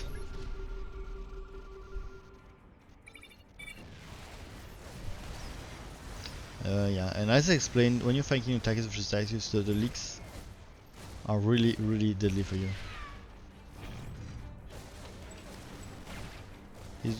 Where's the third one? He forgot one. He don't want to click Tychus. I think that's a mistake. He should have killed Tychus. Tychus is a huge damage dealer. But it's true that for Kerrigan not going mid-eyes, you should charge the Marines here. For Kerrigan not going Marines, don't do any mid-eyes, actually if you're being pushed by this, it might be difficult to defend with mid. It's much easier to defend with that kind of build. So actually, yeah, maybe not doing mid-eye was a good decision here.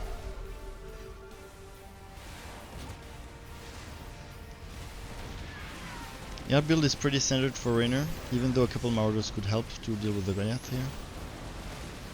Goliath are not that cost efficient versus the Banshees, but they are still good, and they fear Marauder much more than they fear Banshees. I would phrase it like that. Full Sam. I don't like this build. I think right now he needs a blaze, at least one blaze for the cannonball. And maybe attack us. Because...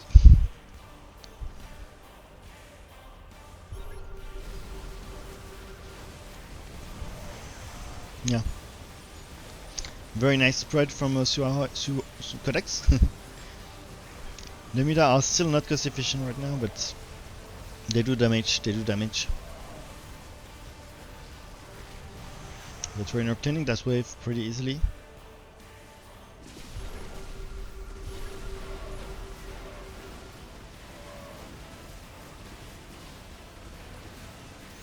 A lot of Banshees, still no Marauders. Just a couple, right? To be nice.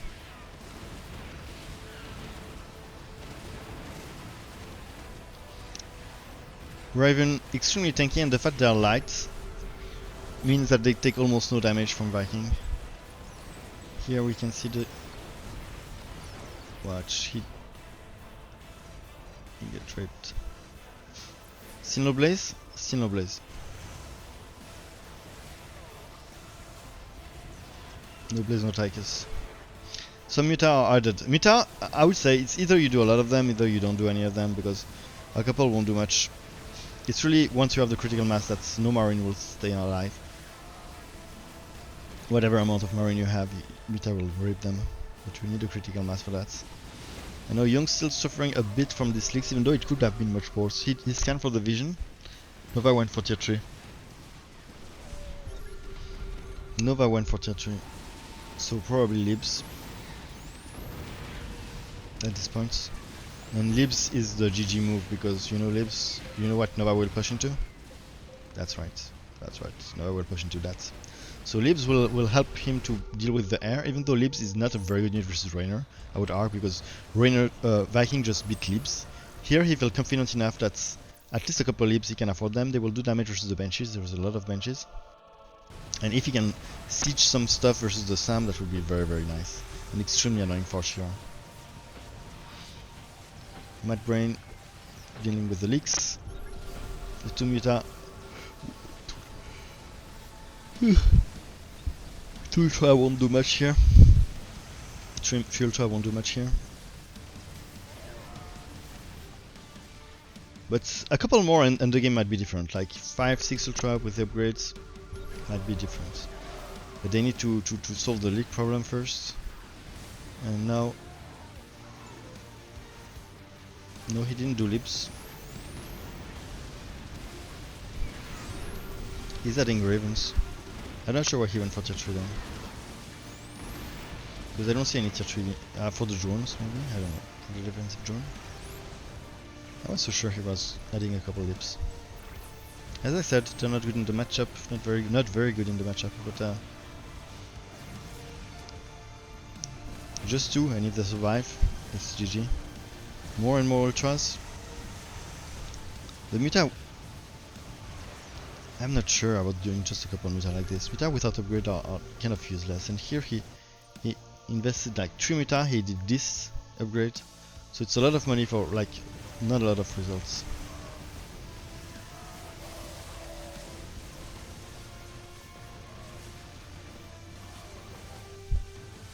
That Kerrigan is painful to watch.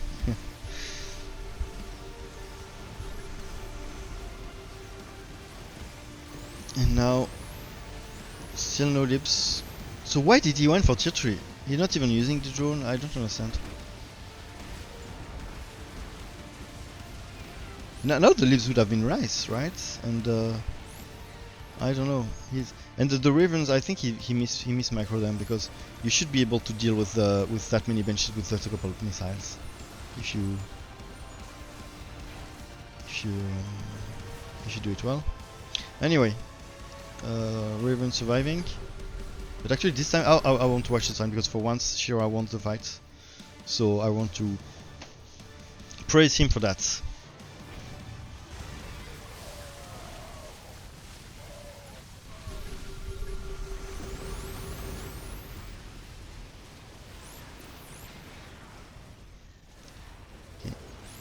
Bam, bam, bam, bam, bam. No, I'm sorry, I want to watch it again. Nova wasted both drones on a stam with some fight. Ah. Okay, so what's happening here? Oh, there is a bench. There's benches from Young, so that's also didn't help. Yeah.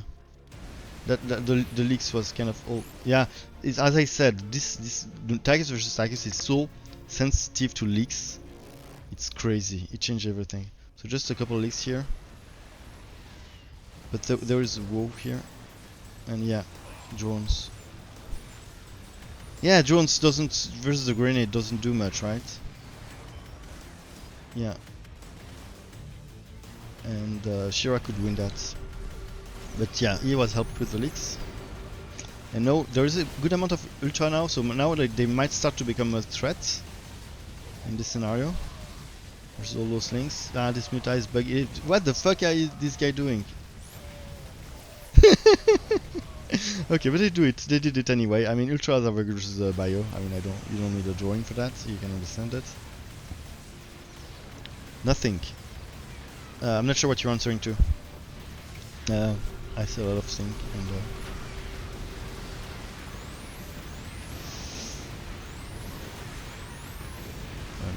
the missiles here. The missiles should do good. I mean, I'm not sure what's doing bad. I'm not sure why. I'm still don't understand this tree move. Yeah, the drone. Okay, just for the drones. That's expensive for a drone.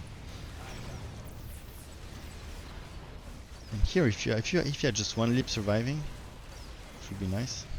And here also, imagine a leap here. I mean, I know leaps are dangerous in the matchup because Viking will kill them, but this Rainer, I mean, he has already a lot of Goliath, so. Oh, and the wave now. So now Kerrigan is doing something. Oh, the Hyperion. I didn't see that. No, the Kerrigan is doing something, but actually, Rainer went for the Hyperion. So bottom team will be pushing.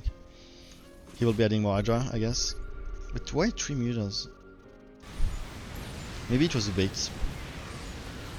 And here, droning the Hyperion, which is much better.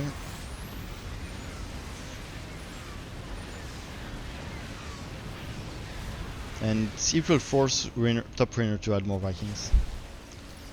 And bottom team will probably add some more Goliath, I guess, in anticipation of this. And now, Cannonball. I'm surprised none of them use Blaze. I mean, No, I mean, he doesn't need to use... I mean, him it's normal because you don't use Blaze versus Sam, but you use Blaze versus Cannonball. And I'm surprised he doesn't have a Blaze in Attackers. Because at this early game, Sam is very good, but later in the game, you need other.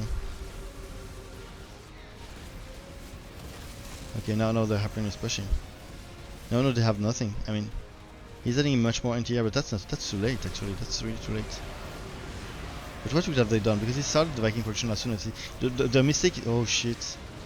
Shit. The mistake... Oh, well played. The mistake is that they didn't... But can I blame them? Because I didn't also saw it, but they didn't see that the Rainer was not building for that long. I forgot the prediction tab, sorry.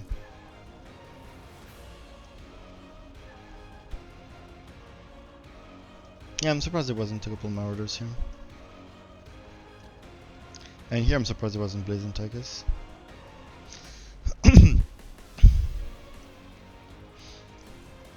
Yeah, and maybe here the Muta were not possible. Not sure. Okay, one last game, I think. Or is it done?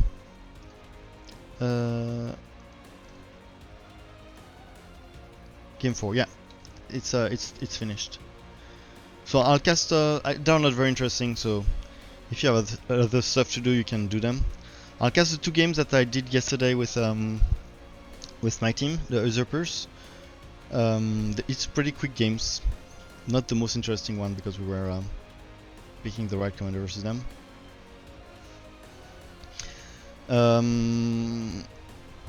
But the first one hasn't been casted by no one. The second one has been casted by Pew Pew yesterday.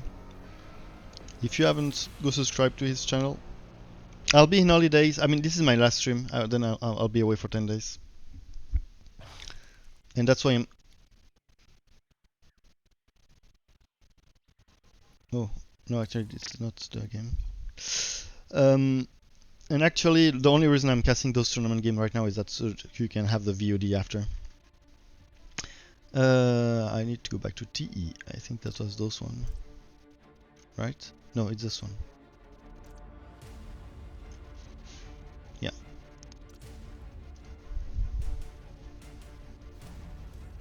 I can talk a bit more about the strategy. Maybe the game are not very interesting, but the strategy behind it is.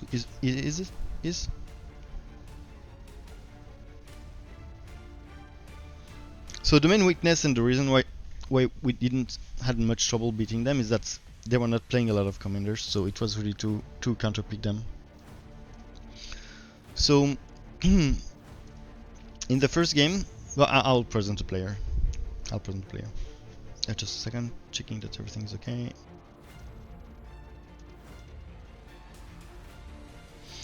Okay, sounds good. So on the top right we have. Oh yeah, I need to remove the banner.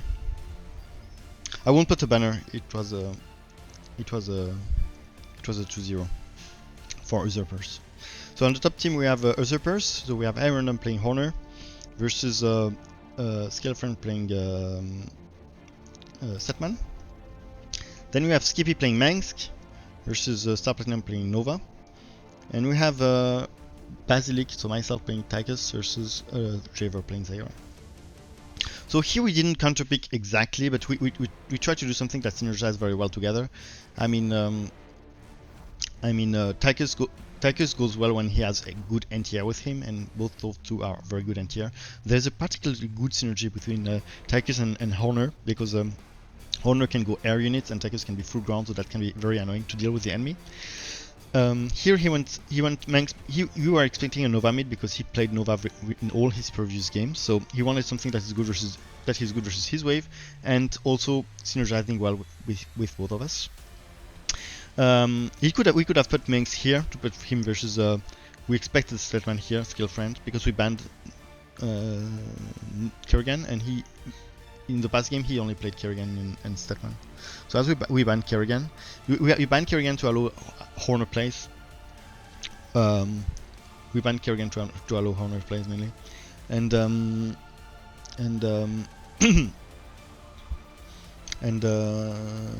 Yeah, Statman, blah, blah, blah. And Horner is also very good versus Statman.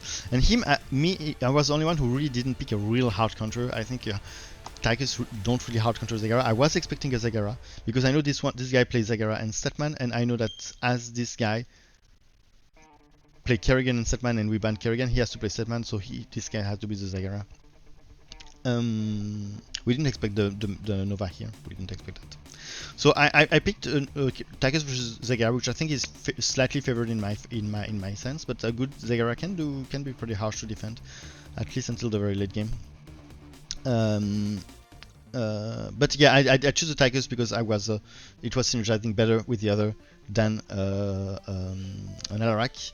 And I was still scared that this guy would be a Statman, and we don't like Statman versus Alarak. And also to push, we know that there will be a Statman versus the game, and I don't know, Alarak doesn't have a lot of tools to deal with Statman, so we thought Tigers was more robust and more synergized better with the other commander we picked. So that's for the commander pick. Let's go. So on the first lane will be we have a very advantageous matchup. On the second lane we have a very doesn't have a very good advantageous matchup because he picked Nova, which surprised us, and which is actually a very good pick because Nova is very good versus Mengsk. And GG is gonna have fun our throne. Oops. Is it? Sorry. Okay. GG. Throne, and I have a slightly favored matchup. So the matchup are in our favor, even though not that much. Neva is going straight to tech. I'm not committing to anything because I'm Tychus and I don't like to commit to anything blindly as Tychus. Even though I think more and more that you can start to get Tychus first, even Tychus versus Tychus. If you see a Sam, you just answer with Cannonball, and if you do Blaze, you just answer with Sam. Skippy opening with some troopers. Troopers are very nice to open with as Mangs because they are not binding. You can unequip them and convert them to a lot of different things, so it's kind of good.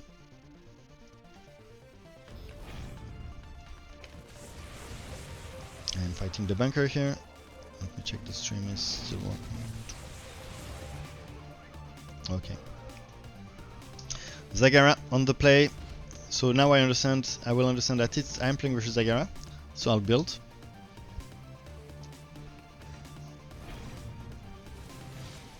And here random,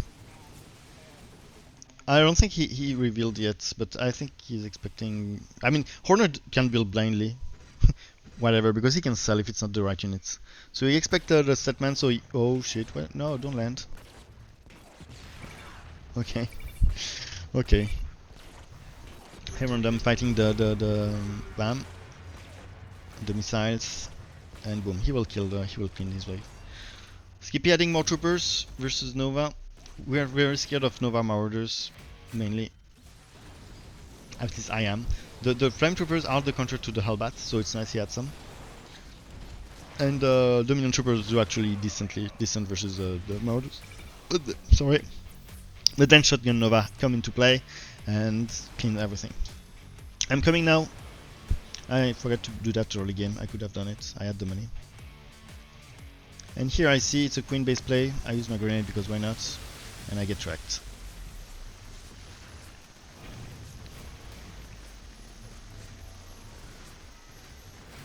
I have a small leaks, which is a bit annoying for Herondom who wants to go.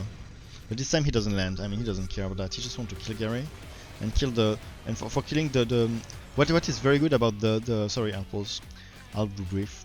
What is very good of the Viking is that the Viking counter both Gary in the air and the Hydra on the ground, because with this upgrade that I don't see here, they do the AoE on the ground.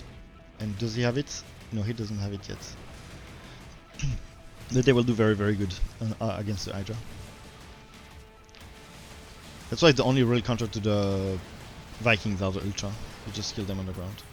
And now he's adding 2 Hound, that's a lot. That's a lot. But Flame Troopers are very useful here to deal with Hellbats. Here it's mostly for the Hellbats, I guess, because for the Marauders you prefer Lings and Troopers. But it's a matchup that is annoying for Manx because you cannot go, you cannot overcoming to Lings because of the shotgun. And Lings are very useful for Manx, and in all the matchup you cannot use them efficiently. It's bad. Here I kept my grenade for Zagara, I upgrade the damage? Yes, I upgrade the damage so that I can one-shot her. And I know that by upgrading the damage, I can use it on Zagara, and later in the game, if we push, I can use it on Gary or Super Gary, and the damage upgrade will be good versus both. Here I'm killing the Lynx. We have a Halthora. He's adding Hydra to deal with Demon's Viking, which in my opinion is a mistake. Because Viking, he still doesn't have the AoE upgrade, but right now maybe it's a bit early.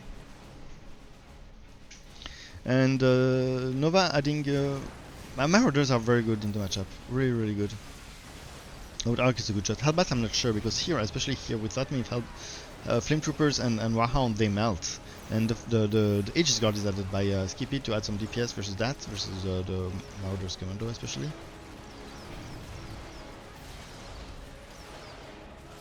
And first Aberration into play. I was very surprised when I did the Blaze because I was sure he was stopped with Hunter Killers. Or maybe Roaches. But not Aberration that early, I didn't expect it that early. I don't think it's good that early. So I started with the Blaze. It's a unit I need anyway in the matchup. My ult is a bit late here, but Blaze will be good for tanking. I put the grenade and kill my wave.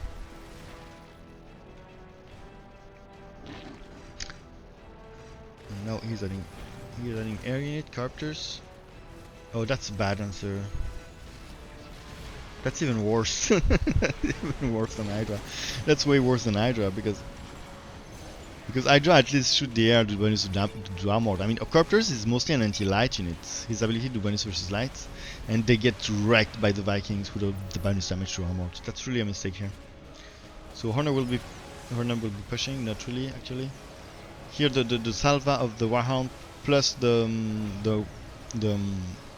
Flame Troopers just one shot and rape the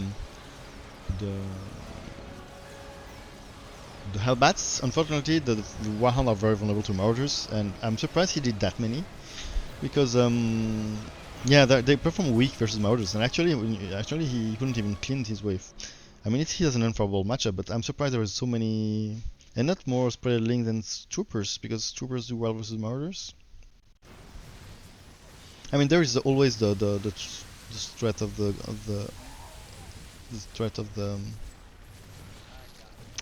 there's always a threat of the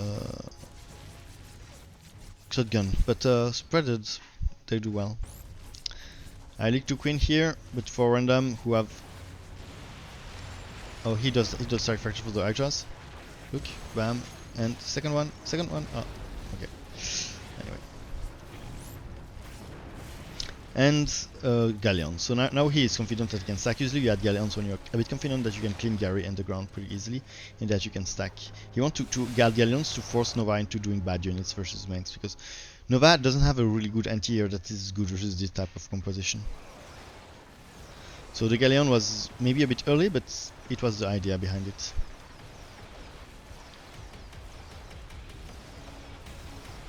I guess. He didn't tell me that, but I'm guessing. Dum dum dum. Here we want good oil. One oil. Ah, it was two oil on the same place? Okay. Weird, because I was microing them.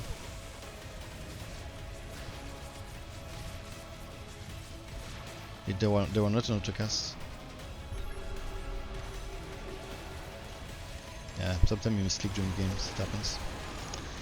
And now he's adding even more Goliath because he thinks he can handle the Hydras. And if he can handle the Hydras, I mean, he just needs the right amount. You see, he just does the right amount of Viking to kill Gary. Just not too much, not too little.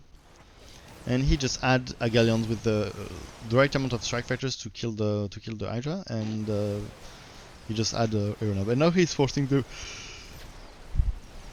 Star Platinum didn't wait that they stack. He just answered straight away with a Goliath to be sure that he will not leak any air, because air unit will also be annoying for Zagara. Lot of aberrations here. Lot of aberration. This is probably what.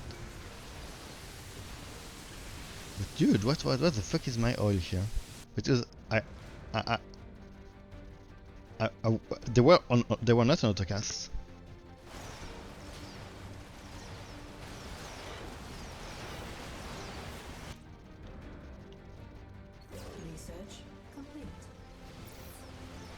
I mean, here it's that. I'm doing shit. It was disabled in the panel on the side here.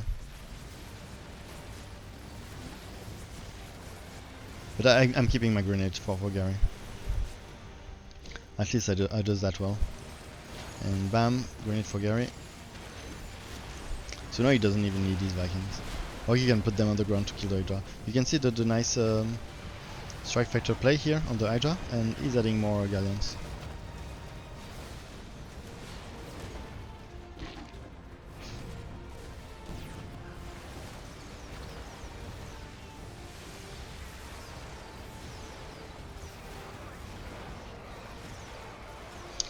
Yeah, a lot of Warhounds, a lot of Aegis Guards. He could also play the stack card and add tanks here. They would be good to push also into Zagara. But yeah, Aegis are also very good to that, and he can kill the splittering. I added Cannonball mostly because I saw there was a lot of aberrations. And also it's useful if I want to push later into Setman. Ah, here, I'm finally using 2 oil. But it's true that it's hard to find the second one that's good. I mean, with the oil range, and here, the grenade, yes. Oh, I missed it? No, it's good. So Super Gary, immediately annihilated by my grenade.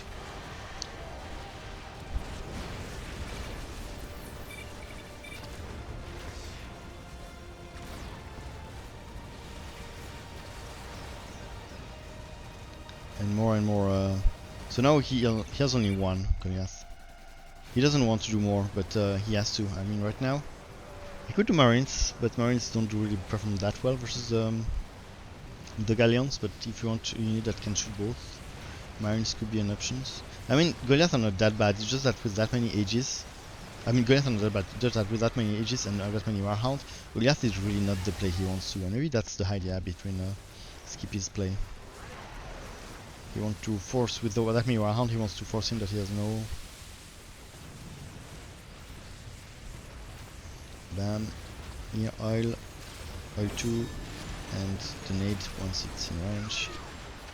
The nade is very hard to use well on Setman, because it's very hard to use well on Setman because yeah, the links take no damage from the nade, so you have to use them on Hydra and stuff like this. Here I realize there's something cloaked, so I asked for a scan, and yeah, it came a bit late. I could oil again here. Hello CMAC, he's microing the Strike Fighters. Yeah, he's microing the Strike Fighters, yeah. Yeah, I think Strike Fighters don't do that well if they don't make micro to me, in my opinion. It's Kibby, so I'm gonna say yes. Yeah, I'm not sure it was his mind, because I think he liked the Warhound more than I do in the matchup. I usually have more troopers, more normal troopers. I think it's also the way Shane plays it, with more troopers. And I think we're gonna take the bunker here. And we have an air stack, and the Aegis really pushing very hard. Here, will Setman be able to defend that? Well, but I'm coming, so no. The oil, the nade on Super Gary, the heal, and the nade. I have 6 seconds to use my nade to have the damage output, and bam. Almost killing the Nexus with my nade. GG. I'm not sure what they were pinging here, but they had no gas. They played very defensive, they played really aggressively. With no gas, we gassed much more, 2-1. So I'll cast the game 2 now. We've seen terrible stuff in this tourney so far, so who would know, lol. I saw a Nova up and up with 3 Banshee versus Tacus. Yes! That game was memorable. I remember. I think it's clips. I think it's very funny because I was AFK. I went AFK for a bit. It was a live tournament. It was alive, and I went AFK for a bit, and when I came back I was like a bit confused about who was playing against who, and I didn't have the game in mind anymore, and I was like, oh, Rainer is doing he's doing Duskwings, and then I realized, and I was like, fuck, it's not Duskwings. Yeah, I think it has been clipped in my channel, and it's very funny. It's a very funny passage. I think I should make a clip with it.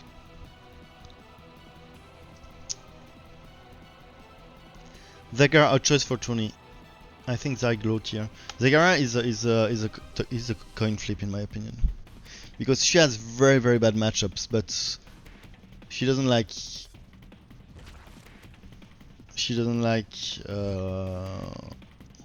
but she's also countering very good commanders. Zegara doesn't like Forazun, Nova, Artanis, Alarak, Statman. Who else? But apart from that, she performs very well.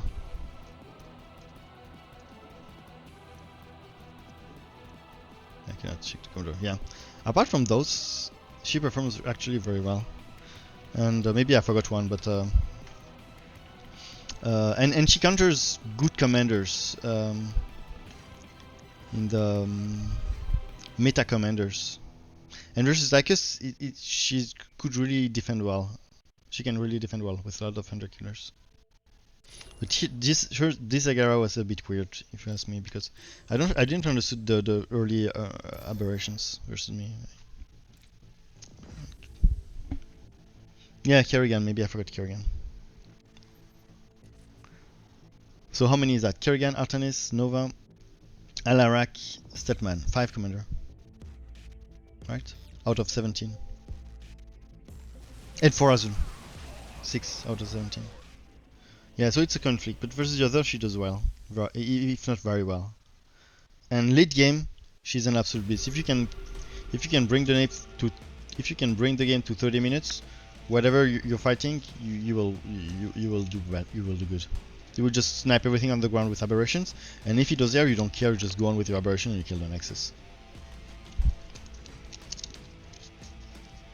Zag has too many bad matchup. Yeah, if you can survive that long with Zag. Yeah, exactly. Yeah, that might be a strategy actually. But you can tempo with other I don't know. But I would agree that she has a lot of hard counters, and it's an odd pick. But it's also a beginner-friendly commander when you think about it, because apart from positioning, you don't need really micro with her. So, did I introduce the matchup? No, I didn't, and I need to talk about our decision also. So we changed the order. So we have on the bottom right, Skill Friend, so Team Escouraje playing Stukov versus me playing Mengsk. Then we have Star Platinum playing Rainer versus Hey Random playing Statman. And then we have Javer playing Statman versus Skippy playing...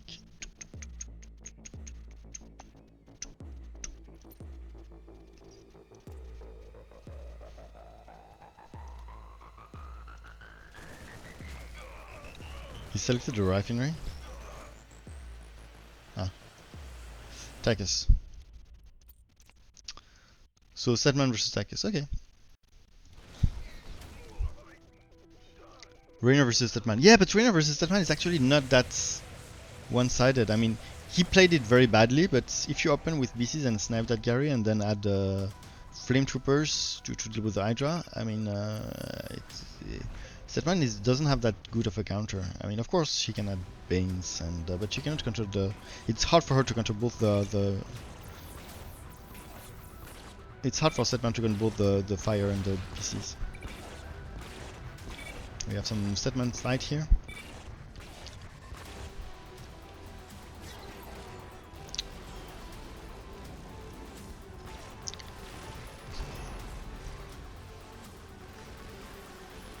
No, it's actually... It's... Yeah. It's funny, we have two Statman. I was confused. So now Skippy pushing already with his Tychus. Uncontested Tychus. So for me, I will do an Emperor Shadow because it's my standard opener versus when I see a bunker. I do an Emperor Shadow. It's really useful in the matchup. It's also helpful versus the benches. Emperor Shadow for me is my go-to unit opener versus Stukov. But this Emperor Shadow will do almost no kill for the whole game, because we will be pushing very hard from the start. So here I'm fighting a BC. I still haven't used my Immolate here. I don't know how to use it on. He's healing me, but I do no damage. I do nothing. I didn't even... I think I didn't even fill my bunker in that game. We were pushing so hard right from the beginning that I didn't even think about that. Okay, now he's adding a Blaze. Blaze will go well with the Lynx. Early game you need the Nux, and also help with detection if he's here too. And there is the BC. He kills the BC leak. And Blaze will go around here. And Blaze will actually, pushing with Blaze will be very, very helpful. I mean, he knows that Blaze will also be very helpful with the wave I'm pushing into. I'm adding some Flame Troopers. So here I cannot even immolate that stuff. And here it's almost done, so yeah. I use my EMP here and I kill one unit. And this is the tale of the useless Emperor Shadows. And I'm adding more troopers because I think Lynx are nice in the matchup. Lynx troopers are nice. I mean, this kind of build is nice, but I will add more regular troopers. Oh yeah, I'll add more regular troopers because I will be pushing into a full air fight, and this guy is useless. And now we have Super Gary already. So early Super Gary is standard versus Raynor, especially this Raynor. Okay, this Raynor mistakes was that he didn't start with at least 2 battle cruisers, if not 3. To snipe Gary with Yamato. He wanted to go straight for Hyperion. This is the story of the game, okay? This is what happened in this game. He wanted to go straight for Hyperion. Hello, please tell us why. He wants, and we were pushing. So he had Manx. He had a Manx leak. This one is massive. He has some air, so I'm totally okay to do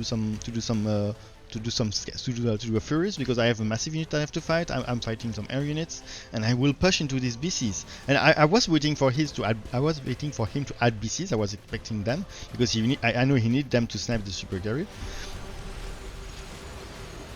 But they didn't come, and then we understand that it would be probably an Hyperion.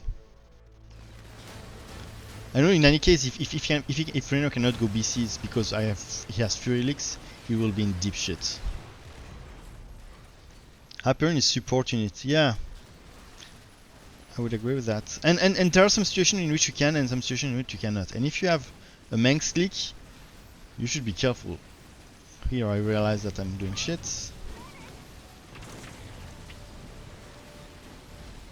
My Emperor Shadow is still the most award from the most useless weapon of the game. My Fury is destroying the Hyperion in one shot, and he has a Sam even to defend.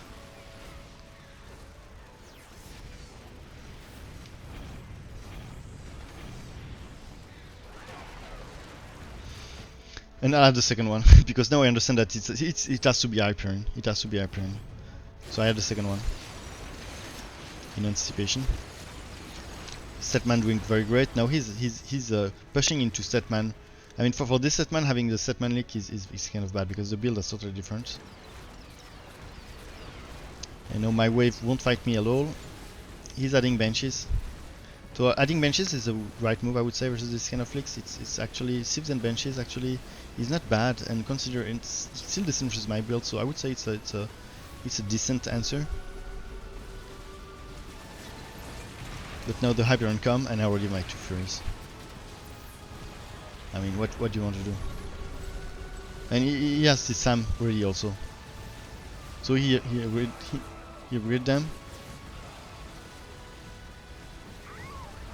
And I finish it very easily.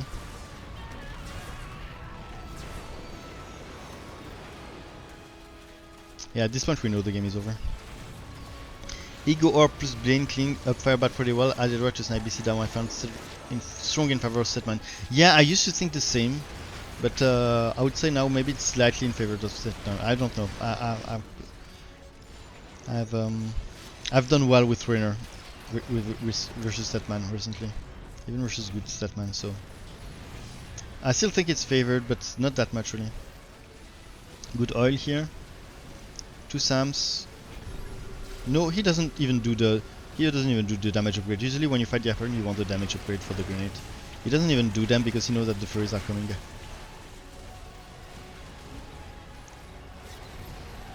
And it will be enough. 2 Furies. Nades on everyone. Oops.